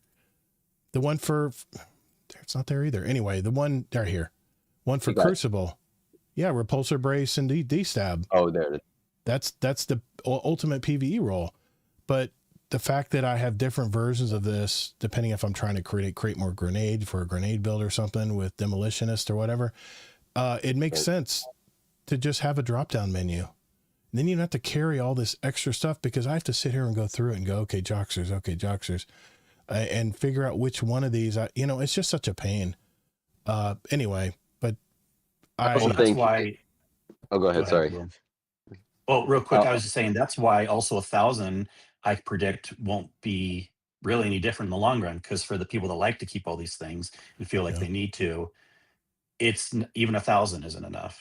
I guarantee it. So it's an easy way to fix it. Hopefully they can come up with another solution down the road. Such an easy way it to won't fix be it. enough. This is a drum I will beat on. That this is one of the missed opportunities that Bungie had, because the one thing that kept me busy in Witch Queen when they brought crafting was I would grab that weapon every day and go get kills with it so I can this is before they even gave you the opportunity to upgrade it manually with materials, which I think that was a mistake. I just would get that one weapon. I'd work on that one weapon all week until I got it to level 16 or 17. And then I would go, all right, let's go make it the way I want it now. That's content. That's playable, repeatable content that people will tune into every day. But nope, they missed that opportunity. Okay, some people. I don't speak for everybody, as Kingsley likes to remind everybody. But that's the way I would play the game. I mean, I'm a Call of Duty and Battlefield player. And when I played Battlefield, I would grab the AN-92 and I would get kills in the game, playing multiplayer until I got that FLRI scope where I could see through smoke and stuff. It took a lot of kills to get that. Or whether it was Call of Duty, whether you were trying to get your diamond camos, right? You want to get all those 500 headshots with a weapon. That's why these games still today are repeatable and playable, no matter how sameness they are. I mean, every year they come out with another Call of Duty, but they still have those same camos that everyone's always trying to get, whether it's that or the certain kind of scope or whatever it may be. Bungie really missed. Well, if you're going to compare other games that are true RNG, like Diablo or whatever, they're repeatable too. People like playing so it's really just opinion of what you like, I guess, one way or the other. You can't say one is better because of another game example. They both have followings of people that like one way or the other. Yeah. I think it comes down to like what kind of grind and farm do you like? Do you like the leveling of the weapon itself or the drop of the weapon? Do you like the activity that gets you the weapon, or do you like having the weapon and then doing stuff with it? Right. I say do both. Yeah. Just try to integrate that process a little bit better than what they seem to always try to end up sacrificing one over the other. And like I always thought that if they had done, like you have to earn so many, and then you can unlock the perks that way by earning them, and then you can craft it. Or if there had been like a way where the perks themselves, like every time a weapon drops, it has so many perks available. Right. And by getting repeatable options of that weapon, you can unlock which perk you want. You can decide kind of as you go up, almost like they used to do that in D1. Good. There was a bit of a leveling up of the weapon. Right. You could have just kind of taken that to the next extent and add it so that you can personalize it, but missed opportunity. I still say we don't learn from other games. I know. I only play Destiny. So, okay, carrying on. They are now making universal exotic ornaments. And this will be only for PvE, by the way, because we don't want to confuse everybody in PvP. But yeah, you can grab any of the ornaments and switch it. And is this across classes too? Did I read that correctly? Mm-hmm. Wow. I believe so. That's pretty cool. because there's some really cool gauntlet. I mean, whatever, gauntlet legs, whatever. Oh man, that is so sweet. I know it's really a quality of this. life. Yeah. You like it? Me too. Me too. Yeah, I like I'm really excited for this. I can't tell you how many times I'm seeing some build that I want to run on the Warlock, and for right now I'm using the Matiodoxia, the chest piece armor, and I'm like, I don't like how it looks, but I want to use it in a build, and even the ornaments that are offered, even if there was one I could pay for in the store, right. but there's not, or whatever, now I can finally have the one. I feel this was kind of like an emergency lever they pulled. Like, we need to Could throw be. something in that'll really get people excited, because this is kind of one of those. Because honestly, they might make less money in the Eververse store because people can just buy the one that they like how it looks, and then they don't have to No worry way. about other ornaments because There- they can just kind of put it on. But I think this is I'm so excited for this, actually. There's two What things about you, there's two things I will spend bright dust on, and sometimes even silver if it's really good enough. And that is weapon and armor ornaments, especially if you already own them, and shaders. So this is going to definitely scratch that itch, because I have like almost all the ornaments for most of the guns. I know we can't do it for guns, but at least I have it for my armor. Maybe they'll have it for guns down the road, but I guess it would make sense on guns. But yeah, I like this. This is a great move. Yeah. And I know Tajo mentioned this won't make me play more, but it is definitely a quality of life addition. And being that we're playing a Star Wars story, this will be even cooler, They're going to be having numerous sandbox buffs to existing exotics and legendary archetypes. I think that was in the Dev Inside article, which we'll briefly go over after this. They talk about Vanguard alerts and all that. Did you want to get into this, Kingsley, with the Vanguard alerts? I know you wanted to expound on it. Well, I do, and then also I want to get to stuff at the top, but Okay. but I guess I'll just go to Vanguard alerts first. Yeah, hold on, let me scroll back down here. Sorry. Wait, where are we? Was there text for Vanguard alerts? It's right above it. There's text. We talked about numerous sandbox, and they talk about the Dev Insight where that explains all the stuff they're changing in the sandbox.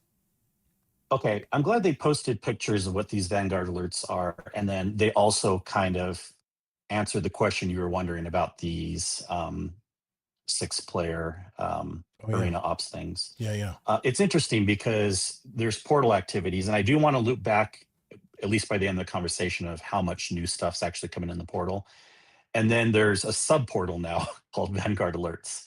So great, we have even more confusion. But anyways, what they're doing in Vanguard Alerts is we have a couple things, which this was really confusing because when I think of Vanguard, I think of like strike stuff, but they have a Fireteam Vanguard Alert, which seems to be like quick play and stuff like that. I guess that can still be strikes. It doesn't have to be Crucible though, right? Yeah, there's Crucible there what too. What do you guys think on that? Yep. Is there Crucible in there? I see a player yeah, versus there's player. also player control. Yeah. That's strange. It is a little strange. That's a little strange. Then what they're also adding here, this is a very weird area. They also have the raid, which no one ever considers raid Vanguard things, but anyways. And then this is where they're also putting the Grandmasters that are coming back, which is cool. Right. And cool. basically what's happening is some of these things will change weekly. I don't know if they all will. Maybe they all will. Obviously, the Grandmasters will probably change weekly. The raid can't change weekly because we only have the one raid that's kind of in the portal system so far. They did say they're going to rotate in. Weekly. They're going to rotate in older ones later, they said. Yeah, but not part of this article. And that's part of the TWID where they want our feedback. That might be coming at earliest, the third update. Shadow and Order. Yeah. And then, but let's just talk about, of course, we have the arena ops. At first I was like, okay, well, this sounds nice and all, but they kind of gave the example of Catch Crash. And when they brought in like the dungeon, we're getting the actual dungeon coming out, but remember when they brought in the little dungeon light things in the portals, just kind of like these mini encounters. Yeah. This may be like that. I don't know. It may be the full activity. We don't know on that, but they showed us with a screenshot, we are getting Catch Crash, Astral Alignment, It's a and cool. nightmare containment. Nice. And I feel like this is a huge missed opportunity. No one really wants these. I mean, Astro Alignment's probably going to be the most popular one, but imagine if they would have brought in like, you know, Menagerie. Imagine if they would have brought in other things like the sundial. Oh, please Nightmare don't say containment. Catch Crash. I liked it fine, but most people didn't like it. And then Astro Alignment, kind of bored of these days. So I don't know how many people are really going to be caring about this. I'm sure the screenshots are not fully fleshed out yet, because don't even look at what rewards it says, because that looks like pitiful. So they better be increasing the rewards for these activities. But I'm just kind of like, even though I love 6-player activities, I feel like this was implemented all wrong. There's not much in here, and I just don't know how people are going to take to it. What do you guys think? What do you think, Willem? What do you think about this? Remind me, Nightmare Containment, that was a 6-player activity? Yeah. So that was a... That was? I think it was. Yeah. I seem to remember it being. Yeah. I know Catch Crash is. Nightmare. Yeah, that's... yeah. That's the haunted Leviathan. The Haunted Leviathan. Okay, yeah. It's kind of crazy that we're seeing any Leviathan. God, really? Yeah. I've been sort of a proponent of this idea. I didn't know how they were going to do it. I think Dares of Eternity should be in here probably. So many things should be in here. Yeah. Yeah, but I do think 6-player activities are one of the more unique things in D2. Or I'm trying to think of is the Wellspring was the one from Savathun's Throne World. Wellspring, was that the one that was in there? Yep. I don't remember anymore. Yep. Wellspring. Okay. Yeah, I remember that. That was a 6-player. Yep. I just feel like those are sort of those things that are unique and are, I've always found really, really fun. I think it's something that they need to try to integrate a little bit more. Like I've been a big fan, I thought that if they did something like what they did with dungeons during the end of Lightfall, where there was those sort of dungeon light, but they did it with raids. I thought that would be a cool thing. One of the things that I think needs to happen though is there needs to be sort of, for these kind of activities, there needs to be more communication between the players. So I feel like this kind of stuff is really good if you feel like you have to end up communicating with players regardless if you want to or not, maybe in some cases. But what I think that does is it kind of broadens the player base of people who only play by themselves to get more involved with other players and then explore more of the content. Because I always have found that a lot of the content that people end up playing a lot of, even when they're just there for a very short time, is the 6-player content, but they don't have access to it as much as they want because you can't get a raid group together, you're not going to do it. And with like these activities, when I'm pretty sure when they first came around, there was always a higher tier, like a master level version of it, that you needed a match made group, or I'm sorry, you needed to get your own group in order to go into if you were going to be able to do it. I feel like that activity, whatever level that is, that should be match made, and it should just be opt-in audio or something like that. Like opt-in game chat. And that could be like the mandatory thing. Yeah, and Wellspring was a really quick too. If you had a lot of good players with you, you could get through it really quick and get your rewards. So they mentioned it was going to be a little more casual, where you can just sit back and chill, right? So it wasn't going to be like, like the full I'm not worried about how difficult this will be, because we already were doing those 6-player activities without Mike anyways for the most part. But and I'm even guessing that it may not be the full Catch Crash just because of reasons. Like a shorter version. It may not be the full Nightmare Containment. It may not be the full Astral Alignment. Okay. Whether it is or not, I don't really care that much. But I love 6-player activities too. I just don't see this moving the needle much as far as getting people super excited. I don't think it really will that much either. Yeah. I think the idea, again, it's like the idea is there in the right direction. The 6-player activity is a key, I think, to a certain level of engagement and a new kind of engagement amongst players. But I don't know if this is in its form as it is going to do much. I mean, speaking for myself as this type of player, I did go in and play Pinnacle Ops several times because the Mint retrograde was there and I wanted the Mint. So to me, it's all about the reward. If the reward's strong enough, I'll play these activities. But if they're kind of lukewarm, yeah, I agree. I don't think they're going to catch on very much, but at least they're there, I guess. We'll see how popular they become. But man, Catch Crash, I think I avoided that one during the season. That pirate season was terrible. No, I know you did. Ugh. And actually, thought it was a pretty good activity. Yeah. Especially if you ever run that one on Legend or Epic, whatever they called it. It was a lot of fun. You had to be on your toes. Okay. It was. The season was bad, but that activity was pretty fun. Okay. Yeah. Hell yeah, brother. It was pretty busy. I remember it was pretty busy. That's for sure. Even for 6 people. You know, I got to say one thing. They have doubled down on the seasonal track. I love the way they have this set up, though. The way they have this new seasonal track set up, where instead of having just 3 bounties and your weeklies that you can scroll at the bottom down here, I love that they have it all laid out, splayed out like this, and then they have these extra orders over here, I guess, which look very simple orders. And I guess this is where you're going to get. So the weekly reward is going to have more than in the past. Is that what you were saying? No, I mean, I just like how they have this laid out a little bit better, and there's more bounties in front. It looks like there's more daily bound. Okay, I see. They got the weeklies. So they moved things around a little bit, but they added this extra tab over here with the orders, and I think they said they awarded Bright Dust. I think it's considered a lot like Pathfinder, where they'll give you less and less Bright Dust the more you reset them. Yeah.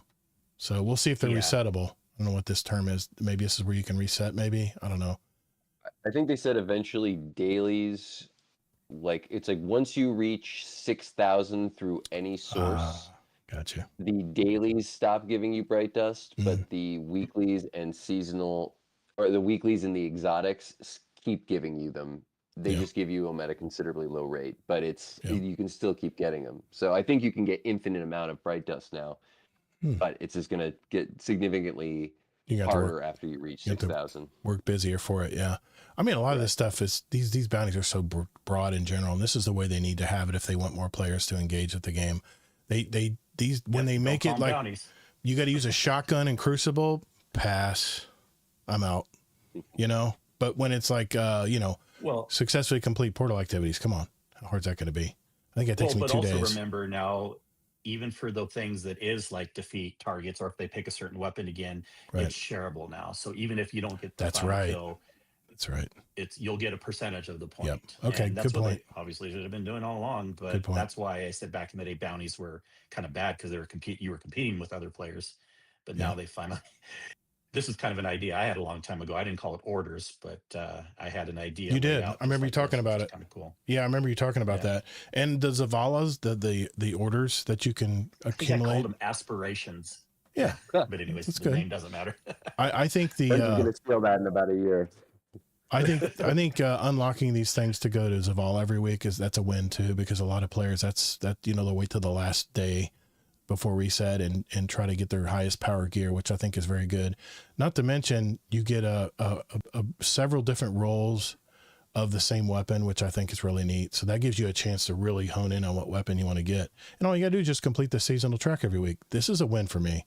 This is a win for Bungie. This part, Bungie, people will engage with. So, all right. Upcoming events, Guardian Games comes in March.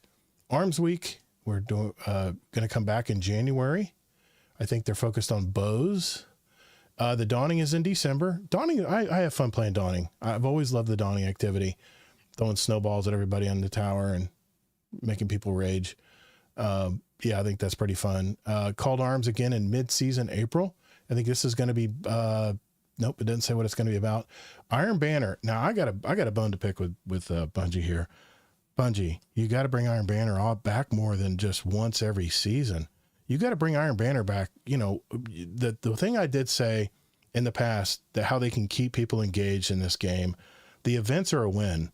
The weekly events that pop out, they're not weekly, but about every couple of weeks they come out with on Arms Day, or it's always something. I don't like the heavy metal game, but some people love it. Just speaking for myself. But Iron Banner, man, if you want to see your numbers go up, I guarantee you, look at when Iron Banner's released, the numbers go up. especially with the new armor set that they just put out this last time. I guarantee there's people right now that are waiting for Iron Banner to come back so they can go back and get that armor that all their friends have now that they didn't decide to play the last time. It's a win, Bungie. People love to play Iron Banner, even if they're not Crucible players. They just love jumping in with 6 other guys and girls and just chilling out and shooting people. And I don't know. I'm really surprised they Put did that not. on me, Ricky Bobby. I just think they missed the boat there. I think Iron Banner is an easy win for them to get numbers. I'm just saying, especially with that. Even though I don't care about Iron Banner, you still play I also think it should be coming around more often. Yeah. Yeah, it really should. Yeah. And it only lasts a week. I mean, that just makes sense to me. Anyway, that was the end of the article, but I just wanted to go over those. I do want to, like a calendar. Yeah. And then I can loop back up to some other comments. I'm curious what you guys think too. And Go for also, they were smart about the dawning thing. They made that 3 weeks, just like they learned from the Halloween event, which I've been saying these special ones should be 3 weeks long. Right. So have 3 weeks of Iron Banner, or have a 3-week Iron Banner. I don't know, but I can't believe I only saw Iron Banner one time. That's ridiculous. Ridiculous. Yeah. So I really like that they gave us this kind of like list. The list is the way I'd put it, and I like how it's laid out this time because, look, it's less pretty than the last one we got at the beginning of Edge of Fate, but that was all marketing gobbledygook in my opinion, and a lot of people got blindsided, like Todd, when you saw major update, you thought that meant more than it really was, Willhe1m, I was the most negative I've ever been, man. When I was expecting Ash and Iron to be much more than it was, I was so bummed, man. I think we all were. This is just I mean, I was able to read through the tea leaves, and I didn't get bamboozled by other marketing speak, but I love this because for a realist, this is telling us what we are getting, and people can't be surprised. Well, maybe some people will still be surprised now, but we know what we're getting. And from the DLC, which I've heard rumors on its length, but I won't say what they are in case anyone wants to be spoiled or not spoiled. But aside from the actual DLC, we're not getting that much stuff, unfortunately. We're getting one solo op, one returning strike. We're getting this new Fireteam Op Arena thing, which is Catch Crash, which we've already had, Astral Alignment, which we've already had, Namor Containment, which we've already had, and then, of course, the rotating Grandmasters. And that's aside from assuming nothing will leave the portal, like get refreshed out or removed. So let's just assume nothing gets removed from the portal. We're only getting a few things added here. So I think I'm not even trying to give opinion on, obviously I would want more. I'd want more content, but they don't have the staff to really do that. But what do you think of the commentary about, at least it's all laid out, so we're not bamboozled. We kind of know what to expect going forward. Does that make you happy, sad? Like you're like, oh, I wish I had more, or this is totally fine? Like, thoughts on all the above? Well, remember too, the Renegades campaign is going to be huge. I mean, if it's anything like the, I already said to be, well, no, actually you don't know it's going to be huge, but this is regardless of the DLC. I'm just talking about the other content besides the DLC. What do you think, Willhe1m? Because even if the campaign is huge, that lasts certain people a few days, certain people a few weeks. But what about all this stuff after that for 5 months? You know what I mean? So that's what I'm talking about, all this stuff here. Do you think it's enough? Are you happy? Are you glad it's laid out? What do you think? All the above. I mean, I'm glad it's laid out versus it not being, because then at least you're getting something. There's been a question whether or not we would be getting anything after a certain point, so it's good to know at least somewhat what you're going to be expecting. And I think it's more than I had initially thought. With like, to just harken back to like the Ash and Iron update, the major update, the thing that I was expecting was essentially a seasonal update, something the size of a seasonal update that we used to get, because things they're molded differently now. So an amount of content like we would have gotten with the seasonal activity, maybe a different seasonal vendor, things like that, exactly, would play into the current the current line of content that we have more, meaning like you would have felt like you got more out of a single season. But what we ended up getting was kind of just like an activity that wasn't really that interesting, and I think was a little bit bait and switch about what they were doing with it. Um, Yeah, well, and so many people miss the word season was actually for 6 months. I caught right, that, but like well, season, it was not a season when that major update came out. The season was both no, parts. Yeah.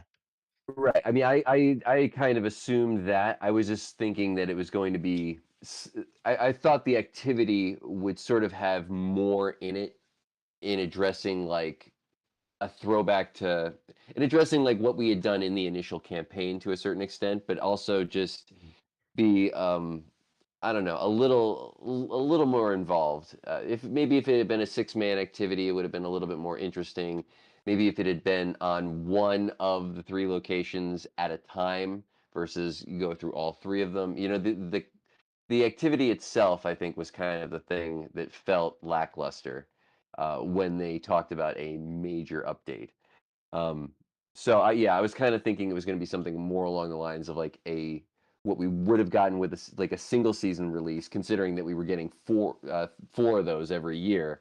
You know, we were going to get like 2 of them, but they were going to go, or 1 of them, but they was going to go a little bit longer. So essentially, you're kind of breaking up the year into 4 segments again, but you're taking a little bit more out of each one by doing more events week by week and kind of using the content that you already have versus constantly adding new content. Um, in terms of what they're doing here, this feels more like what I expected versus what we got in Ash and Iron. But Well, this it'll, doesn't I compare to Ash and Iron because this is the big update. This Yeah. isn't right, the new right. But I mean, season. like, Yeah. but moving past the initial drop, like what Yeah. we're gonna see Yeah. in part, that seems more like that. Obviously, yeah, I think this is also going to be a much bigger launch um than the last DLC, just for a number of reasons. Star Wars and having quality of life changes, obviously more activities that I think people want to see, but it'll really come down to uh, how well the content integrates into what players are doing. Mhm. And to a point, with these menus, it's sort of like sometimes I feel like we're going to Denny's when we go to the portal, where it's like there's so much stuff I don't know what to Yeah. pick. And so that needs to be the new stuff really needs to be present. Like, when Heliosat came out, I'm looking for it. I'm like, oh, I wonder where it's going to be. Maybe to access it, I got to pick up something here, or I got to go here, or it's going to be. It was in the portal under Pinnacle, I think, but it wasn't even the top one. It wasn't even number one. It was like 3rd on the list.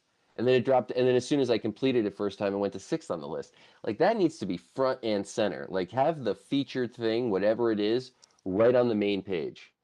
Like that kind of stuff will go a long way in Mhm. getting people wanting to play the stuff. It's like even if they want to play it, if they have to go looking for it, they might say, well, this is not worth my time. At least not in the long run. Yeah. It turns them off. Yeah.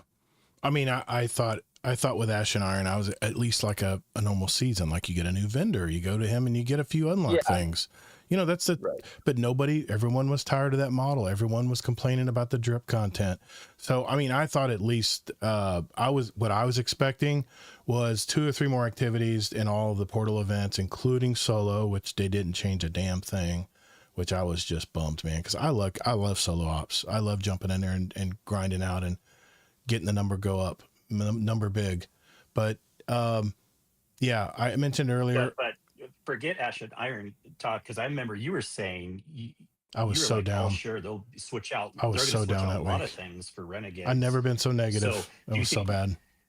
No. Let's talk about Renegades now. So do you think 1 solo op, 1 returning strike, and then these 6-player Well, activities are enough? for me, it's going to depend on what's involved in this Renegades campaign and this frontier activity, the lawless. We're going to be earning rep for these syndicate, right? For these different. I'm okay. Well, I'm not talking about the DLC right now, but Oh. go ahead. But as far as the main stuff, I mean, no, absolutely. I was Yeah. expecting a lot more. One more solo op. I mean, I know it's a new one. It is a new one. It's not recycled content, but I don't know, man. Because you were even saying you were hoping like with Renegades, they would have like tons of new stuff in the portal. To me, doesn't look like it, you know. To me, the portal's a win because it's very simple. You know what you're getting. You know what power you're going to get. You know how much time it's going to take. It's very simply laid out. The problem is there's just not enough content in there to keep us all busy. Mm-hmm. That's the problem. Mm-hmm. They need to put more stuff in, and I thought it'd be additive. I thought they would keep adding with the updates and stuff. Maybe. We don't know if they're taking stuff away yet. We don't know yet. Let's assume that they don't. Best case scenario, okay. They don't refresh anything out of the portal, but they sure aren't adding a lot of new stuff in the portal. Yeah. Now, of course, we'll have the DLC. Yes, we can talk about that. Mm-hmm. But I'm just really concerned what the numbers will look like again 3 or 4 weeks after Renegades, you know. Yeah, I think the Grandmasters thing will do a little bit. Think so? That is fair. I do think that'll help probably the most because of streamers and people that like to watch all that. People like to do the Nightfalls every week for Conqueror. People also like tuning into something every week. Like they kind of like a weekly challenge. Gotcha. I've always thought that that's something, you know, if they bring the raids back, you know, the way that I would have brought the raids back is I would have just made, it's like if you can't give them all tiered loot, if that's too complicated, just make them available for power and make a featured one every single week, or add that to the portal in some way, and let it go. And you know, you can scale the power of a raid to a certain extent. You know, like you could make, you know, the mechanics. I always think that like a training regimen for people, it's like if you have all the mechanics there, but you just make the enemies easier. People will get through it, and then you know there's a more difficult one where the enemies are, you know, to your level. But you do that on a raid rotation. So every single week there's a featured raid, and that raid maybe has some sort of, you know, learning companion, or the power is dropped in that one, so people who don't play raids often can get into it. That's fantastic. Explorer mode, and then just make, you know, the drops in there powerful for that week. So whatever your power is, you're going to get power from it. It's not going to have a tiered system to it, but you can at least use it to level up. And I think that kind of stuff in the portal is the stuff that I was hoping to see. It does sound like they're catching on a little bit, at least with the 6-player activities. And yeah, I think the GM like activity is going to be probably the thing that will have the most bang for the buck in terms of getting people interested every week. We're gamers. A lot of people were upset about GMs going away. And when I say a lot, I'm still not necessarily convinced it's like a significant amount of majority if we're talking about like the big numbers, like the millions of people playing, but it still is an important thing. I agree, to get the people to come back and check it out every week. It's very simple. We're gamers playing a looter game. You got to give us the rewards if we're going to put the time in. Got to get paid. Got to get paid. Content. You got to have the content too. Yeah. Of course. Back then, you know, GMs did give you you know, it was a depth enhanced weapon. It was essentially like a tier 4. If it's just tier 5s now, because you can get them, there's got to be something else. It being there, people will like, but the challenge will not be enough. It'll be has to be a challenge for something that is very, very unique. So maybe. And do you really think they're going to come out with a bunch of new, like one weapon per GM, or is it going to be more likely a couple weapons? I don't know. I could see the easy route would be tiered versions of older weapons that we don't have anymore. That would be the easy route. That would be good. Yeah. So, you know, like tiered shadow price or something. Heck yeah. But that's better if there's multiple, like each one has a weapon. That's better in my opinion. Yes, than, totally. Than just a pool of 1 or 2 weapons for all the GMs, you know. Totally agree with that, yeah. Well, as much as I want to keep talking about this, I do need to at least mention the Dev Insight article we did get this week, talking about how the sandbox is going to be changing. There's going to be new gear bonuses, obviously, in the artifacts. Stasis Freeze, they're adding it to the Shatter. They're adding it. There's some exotics that weren't working very well when you froze an enemy, and they're just making adjustments to the fighting lion, a lithium, a lethanum, the Forerunner micro missile pulse rifles, new Malpai, the Ariana's Vow, Leviathan's Breath, which is one of my favorite bows. They disorient. This was kind of interesting. They have a new universal word called disorient. They say it's set up the same way. It's a subclass verb, and it will ensure disorient effects are consistent and predictable across all gameplay. And this includes shield disorient, flash counter, bewildering burst, photo inhibition, disorienting grenades, concussion grenades, concussive rounds, reactive shock, Gemini Jester, and they have some other notes here and some exceptions, the Helm of St. 14. But they basically what they're doing is the visual effects as a victim. Wait, that's in PvP, never mind. But if I read this correctly, they are going to be given an extra, this disorient is going to create an extra flash where they cover their eyes. So they're not going to still be shooting at you. They'll be actually stunned.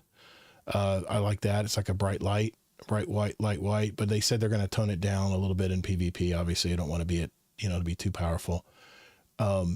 Any comments on this new disorient verb that they're using here? Am I missing anything here, or does that sound about right? This is part of the new.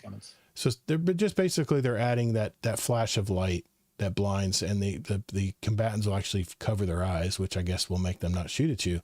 The ammo system, well, we all know that the micro missile pulse rifles are being brought down from 18 to 14, which honestly, we had this discussion in our Discord that people were really worried that they were going to nerf the base damage on this gun. I'm glad they didn't. All they did is just made ammo a little more scarce, but all you got to do is just have a better build that gives you more ammo and more bricks. That's all you need to do to adjust for that. You'll just have to build into it now if you really want to use, lean in on your retrograde or your Malpai or whatever they call it. Willhe1m, do you use Mint a lot, and are you disappointed by this at all? Mint I use once in a while. I'm not really that disappointed by it though. Okay, I guess that's easy, especially Good to if you know. don't. Yeah. And I think this is good. A lot of times people complain about nerfs, but I'm more practical, thinking like you can't always only buff stuff, or else you'll get a sandbox that's out of control. Yep. And yes, it was on ammo, so that was one of the better ways they could do it. This basically got me to have a 50-50 chance of not using Mint with Renegades, where before I would have still been using it. I don't use it just because of anti-barrier or whatever the hell. I use it because it's such a good weapon, even in raids and stuff. And now I'll actually consider using something else. I think it was a smart move they did this, personally, in my opinion. Well, they're also I think it's one of those. Oh, sorry. No. Please. No, finish that thought.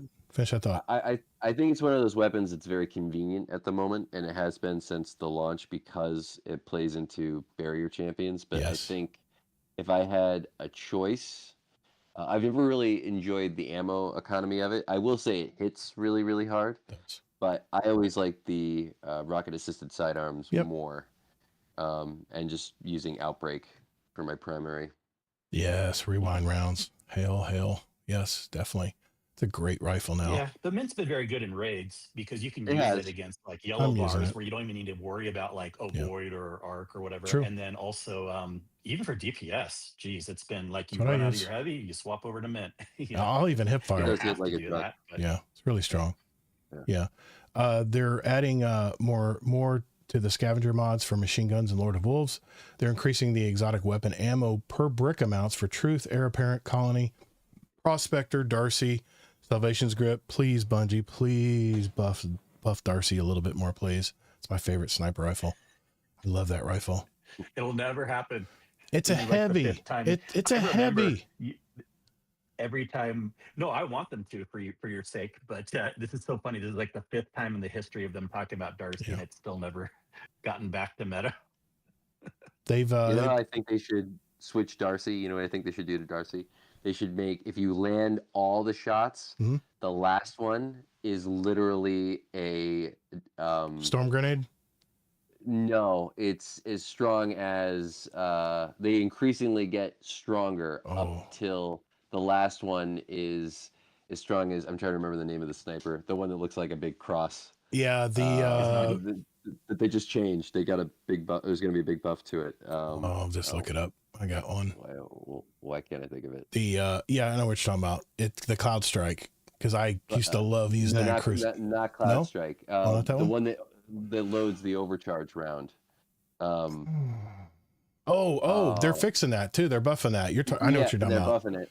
Yeah, I know what you're talking about. I can't think of it.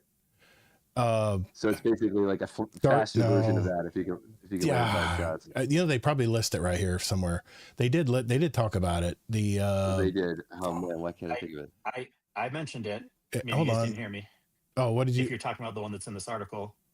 Yeah, what was it called? The Izanagi. The Izzy. Yeah. Yes. Izzy. Yeah.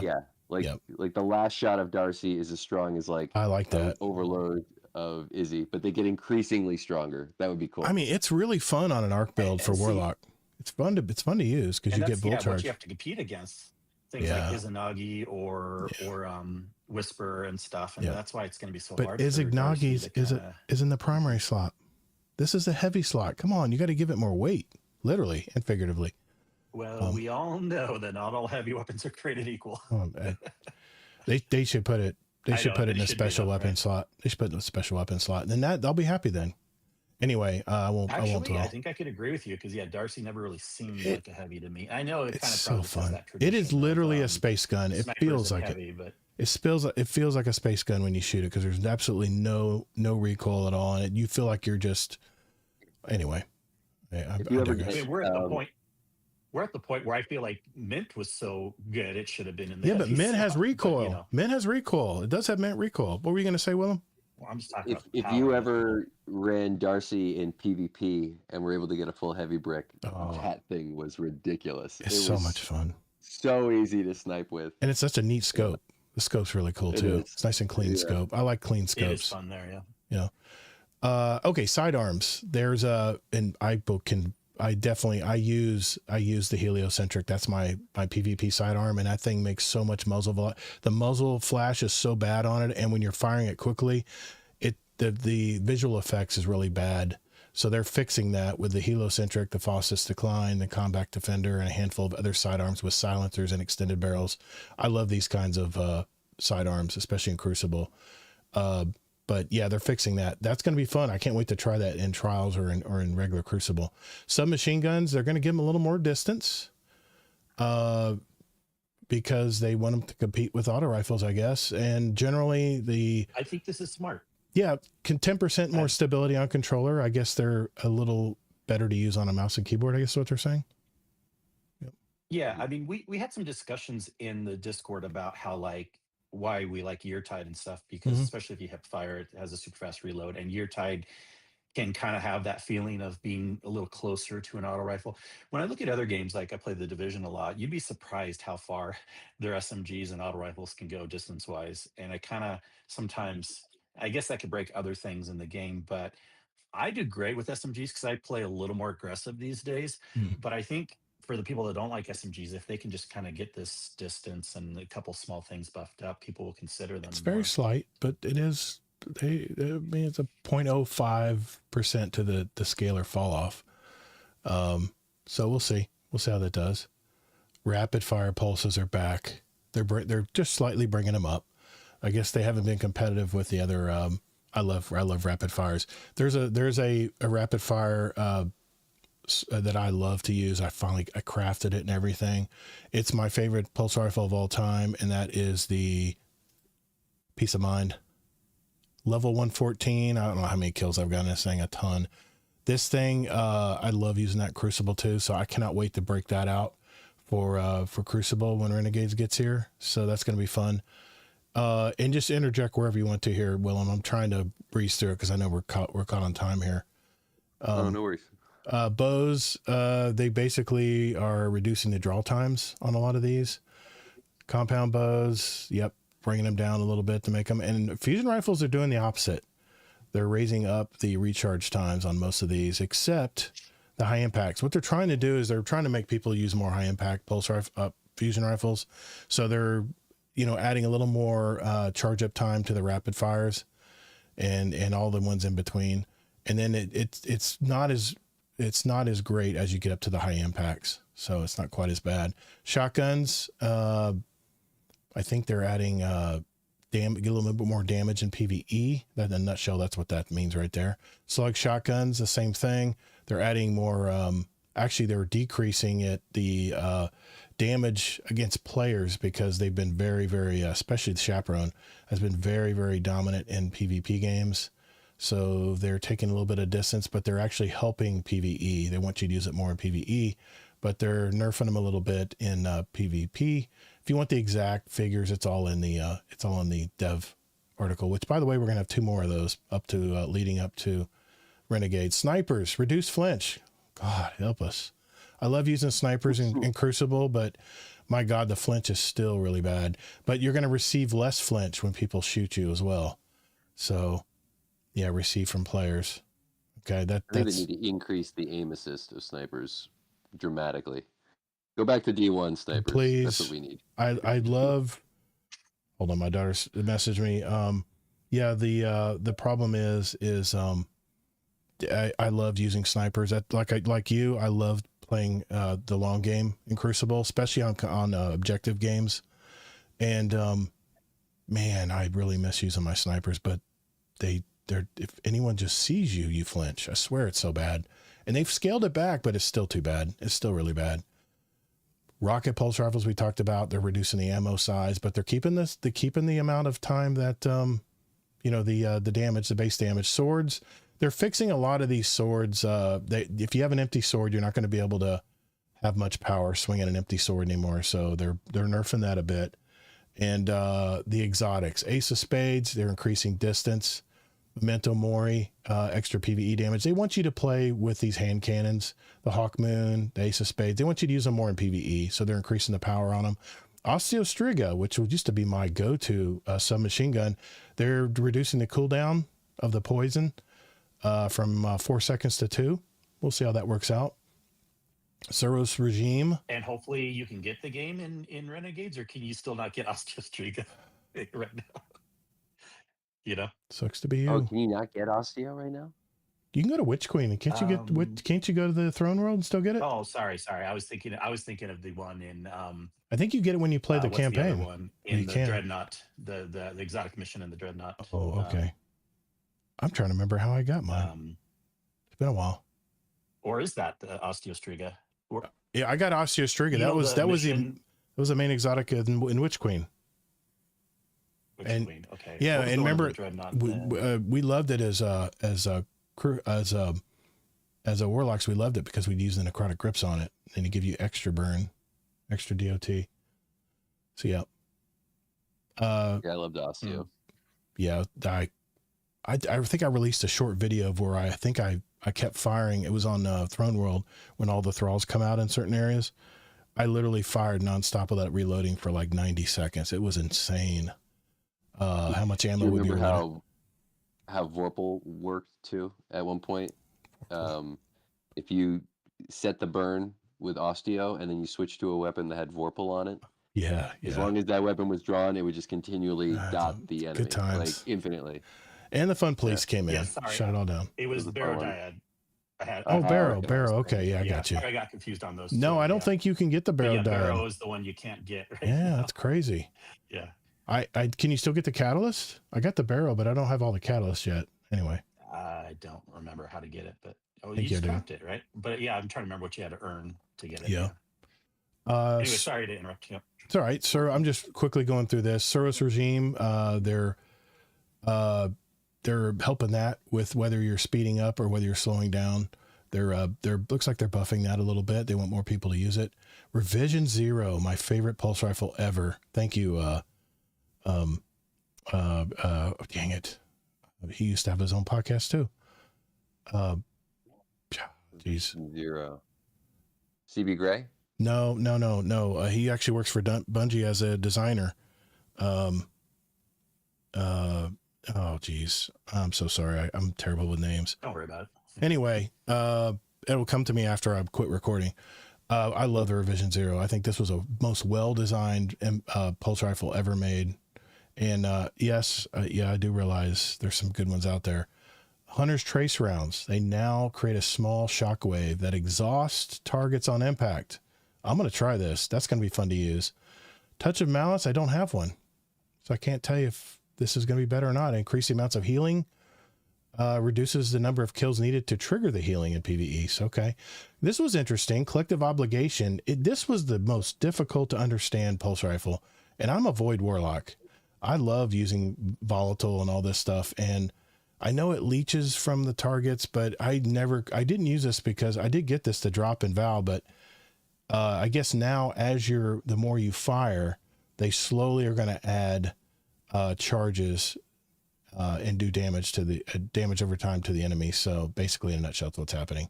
Because they agreed it was very confusing to figure out how to use it in more of a relaxed environment. Symmetry is getting a little bit of a buff too. The reload stats going up by 20. The new the bolt charge, it only takes one stack of dynamic charge to alt fire it. Still Hunt, they're boosting that by 40% if you're wearing the Celestial Nighthawk helmet. And that's pretty good. Wither Horde, reduce silent alarm auto load from 3.5 to 2. They're trying to make people use that more. Duality, reduced hipfire spread by 6%. They want you to hipfire with it more. Chaperone, I talked about. It's very, very strong in Crucible right now. So they're I think they're nerfing that just a bit. Yeah, the rapid fire slug frame damage. It's the same as what changes they made to that. Ruinous Effigy, they want you to use it more. The Catalyst now grants 30%, 15% of PvP damage buff while using a tracer or anything with the Transmutation Orb or damaging the mini boss. Izzy, special reload once again scales with reload speed stat. Tessellation, I had to look this one up. It's the really odd fusion rifle where it's a really odd reload on it. And but anyway, they're making this a little more powerful, making the reload animations a little easier, a little faster maybe.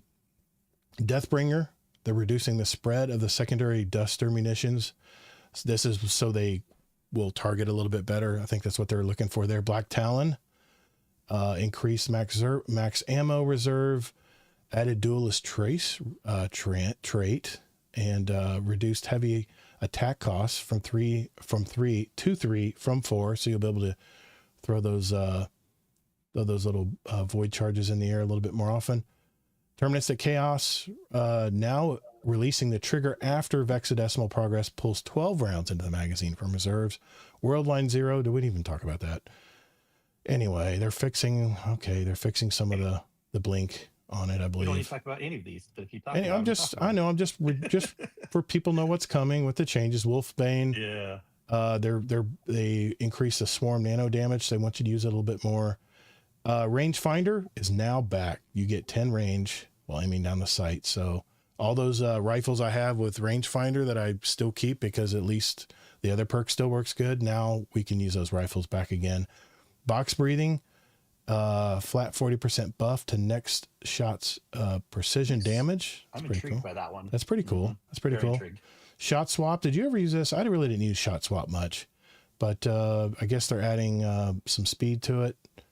The buff no longer appears while stowed. Sleight of hand, which I never use this perk either. Increase the duration buff from 8.5 from 7. Bray Legacy weapon. This is the Bray Legacy trait. Increased gains from rocket launchers from 10 to 17%. Vest Stinger. Fixed an issue where the Vest Stinger origin trait wasn't working on Vest fusion rifles, so now it will be. Bewildering Burst, which is a new mod they just put on a lot of the weapons. Disorient duration increase from 0.5 to 1 second against players. Enhances 0.7 to 1.25. And the shield disorient, all these disorientation grenades and stuff. Fixed an issue where these perks would not apply the disorient effect to bosses. So there we go. There's the really, really quick rundown of how they're changing the sandbox for us to play in with Renegades. Anything anybody want to add to any of that we talked about at all? It's pretty nerdy stuff. I think it'll be good to see Izanagi's back in the DPS meta. I think it was one of those things that should have never really left. It's yeah, it just has I its used to use place. it. I used to use it a lot back in the day, so I'm intrigued. I would always main it in Garden, and I've gotten off of that a little bit, but Yeah. it'll be fun to see it some more. I just think that there was a time in Destiny 1, certainly, but also in Destiny 2, where snipers were a viable PvE choice. And Yeah. in certain cases were made things way easier if you could just range them. But I don't find that that's the case anymore, really. Very rarely do I find myself using a sniper in PvE. Exactly. It's more about moving to the. I mean, GMs, if they're super hard, can be a little bit so yeah, that'll help there a lot. So yeah, I think it's a good option. Yeah, Notorious Blast Furnace. I hear you, brother. I still got my original one. I won't get rid of it. Okay. I want to mention one thing before we move on to our final segment of the show.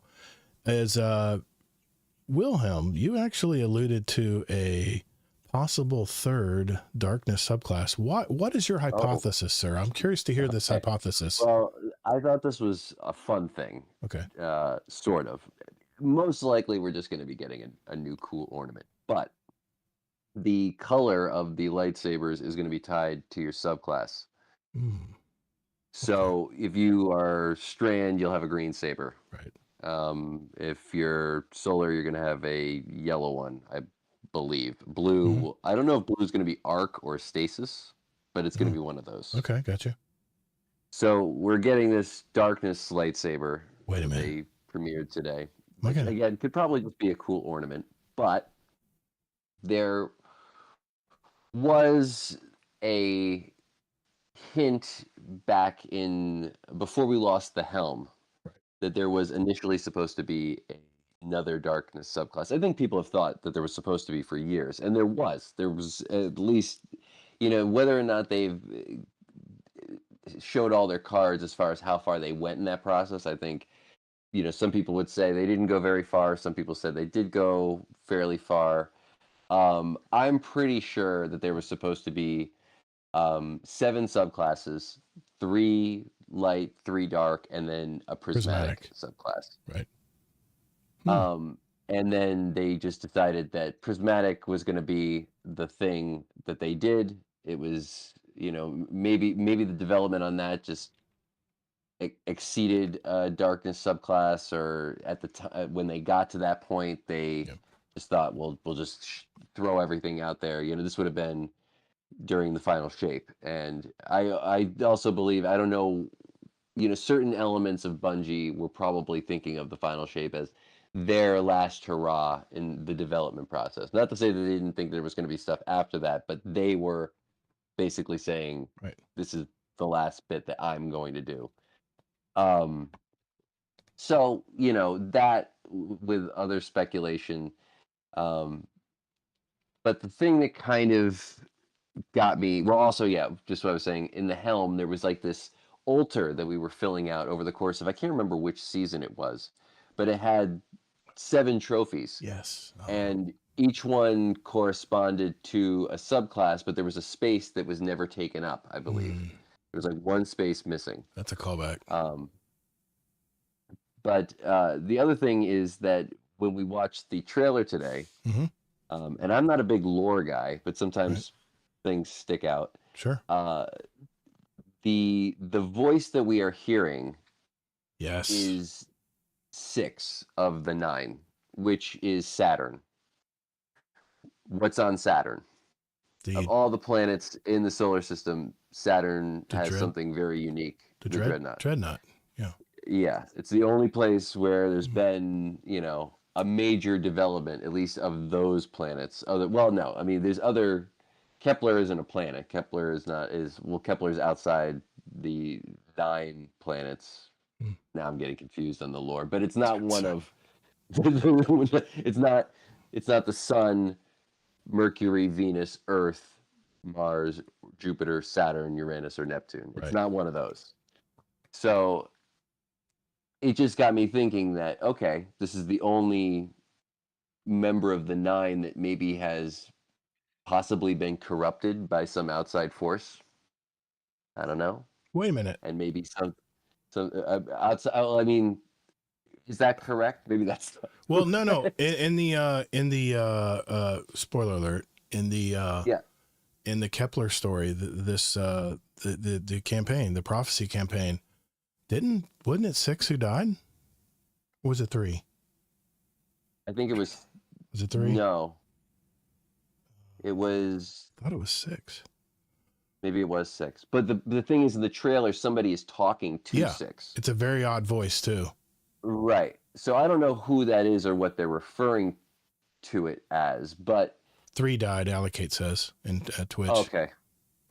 So I mean, whether it's it's an opportunity where there could be a darkness subclass where they just say, you know, this 9 was corrupted by this thing, and we get this kind of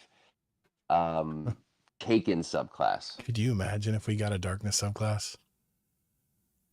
I mean, it would be the biggest kept secret they've ever had. But if you really wanted to pull a rabbit out of the hat at the last minute, wow, that gets people's heads flipped away from Arc Raiders, this would be it.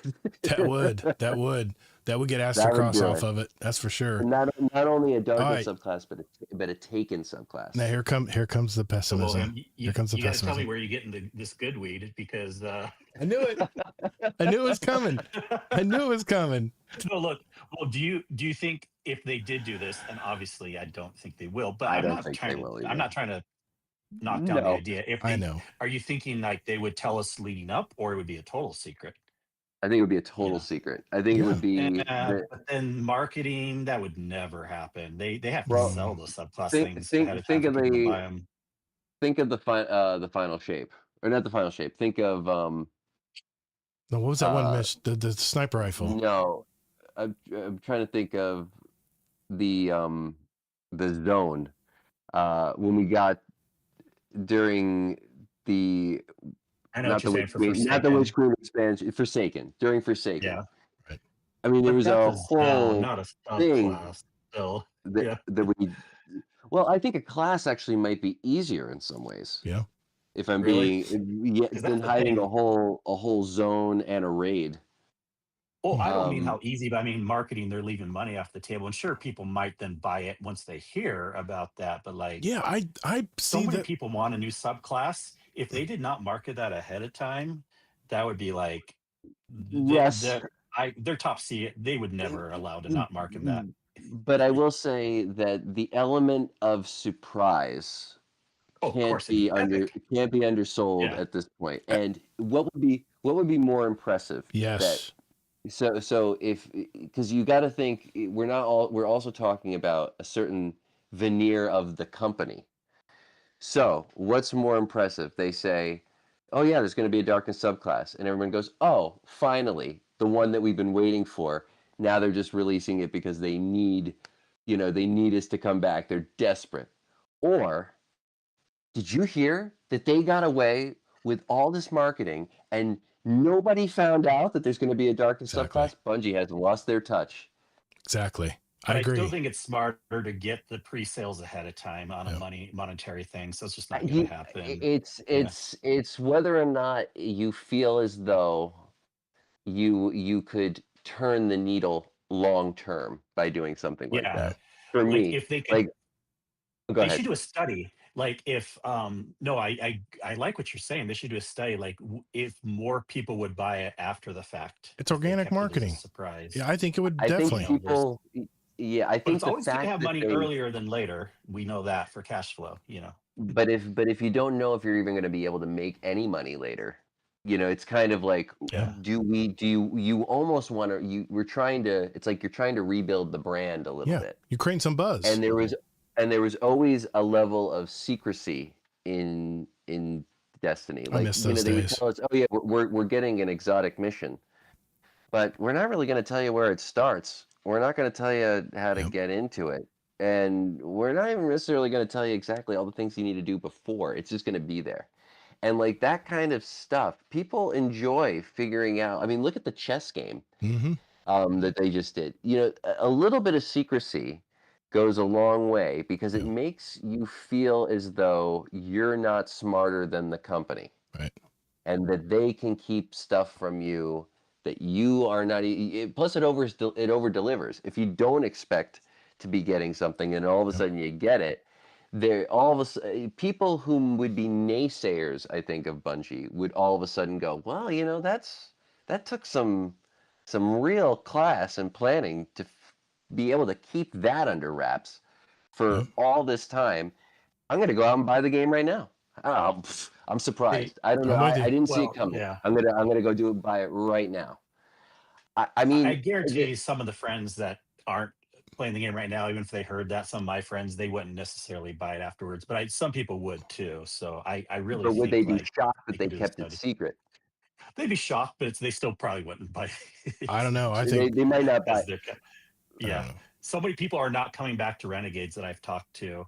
That's Right. why when we had the discussion of like, I don't actually think it'll do better than the last one. I think it'll be about the same. And the people I've talked to, like, you would have to like have something twice as big as Final Shape to, or a Destiny 3 Right. to Yeah. actually come back at this point. A I subclass think isn't going to do it. I think if there was another subclass, Renegades would probably sell more regardless if you told people about it or if you didn't. So that's Yeah. kind of my thing, is like I don't know if Yeah. more or less people would necessarily come back whether or not they found out before or after, but I would say that if it was a surprise, it would at least get people talking, and it would in my opinion, it would do more to rebuild the brand of Bungie, which at this point might They be should, worth more to yeah, them I in the long agree. term. All you They have to should bring in do, some surprise missions all you again. have to do is look you at know? Claire Obscura. Look at Claire Obscura. No one, they didn't market that game at all. It was from word of mouth that I even started playing it. Everyone said, "Oh, you got to try this game, dude. It's going to be game of the year." I'm like, "Where'd this game come from?" And can you imagine if they didn't blab everywhere that Cade died in Forsaken? Sorry, spoiler alert. Do you imagine how crazy Bungie would be if they didn't tell you that Cade got killed in the last part of that story? You can't play it now, so I can spoil it. You'd be watching videos of people who just picked up the game, But playing that part and screaming. Now, my wife would be more mad, actually. She likes Cade. Yeah, she does not like the fact that I'm Cade out. died. And Undelete. yeah, if Delete the game. that was a surprise to her when it happened, she would have actually been more mad. Yeah. and everyone loves a surprise. I mean, what's a better party? Knowing that you're going to a party for you, or a surprise party? I'm telling you. Not everyone likes a surprise. Everyone likes a surprise party. Yep. No. These. But I love the. I mean, I'm an introvert. a lot of studios do the leaks. You know, they do the leaks. That's a good way of getting that. We have time. There is time, but I'm thinking maybe this is a leak, like a direct leak. Yeah. But it's probably just an ornament. Probably. I heard that in trial. I heard that in your video, and I had to at least mention it tonight. All I know is I'm going to be frickin' Mace Windu with my Voidlock, so I'm happy as a clam. That's for sure. That'll be fun. Hey man, that was awesome. That was a great show tonight. I love the idea. Thanks, man. Yeah, I appreciate you stopping by, Willhe1m, because this was I love talking with people about Destiny. I know it's not the most popular thing right now, but we still all love this game. We want it to do well, and you know, it's just you know, I really hope we see a future for Destiny 2 or whatever Destiny and whatever thing comes out for Destiny, but. I know Sony's, you know, devalued Bungie a little bit, $200 million. I heard a little bit, but 200 million out of 3.6 billion. That's still it's a drop in the bucket. It's really not that much. Yeah, for sure. Well, there'll probably be more. In the future. In the future, if Marathon doesn't do well, or does that might be a problem. But I'm telling you, I'm not too. Anyway, I'll keep my mouth shut on that. Not just Marathon's fault. Destiny's not doing good either. True.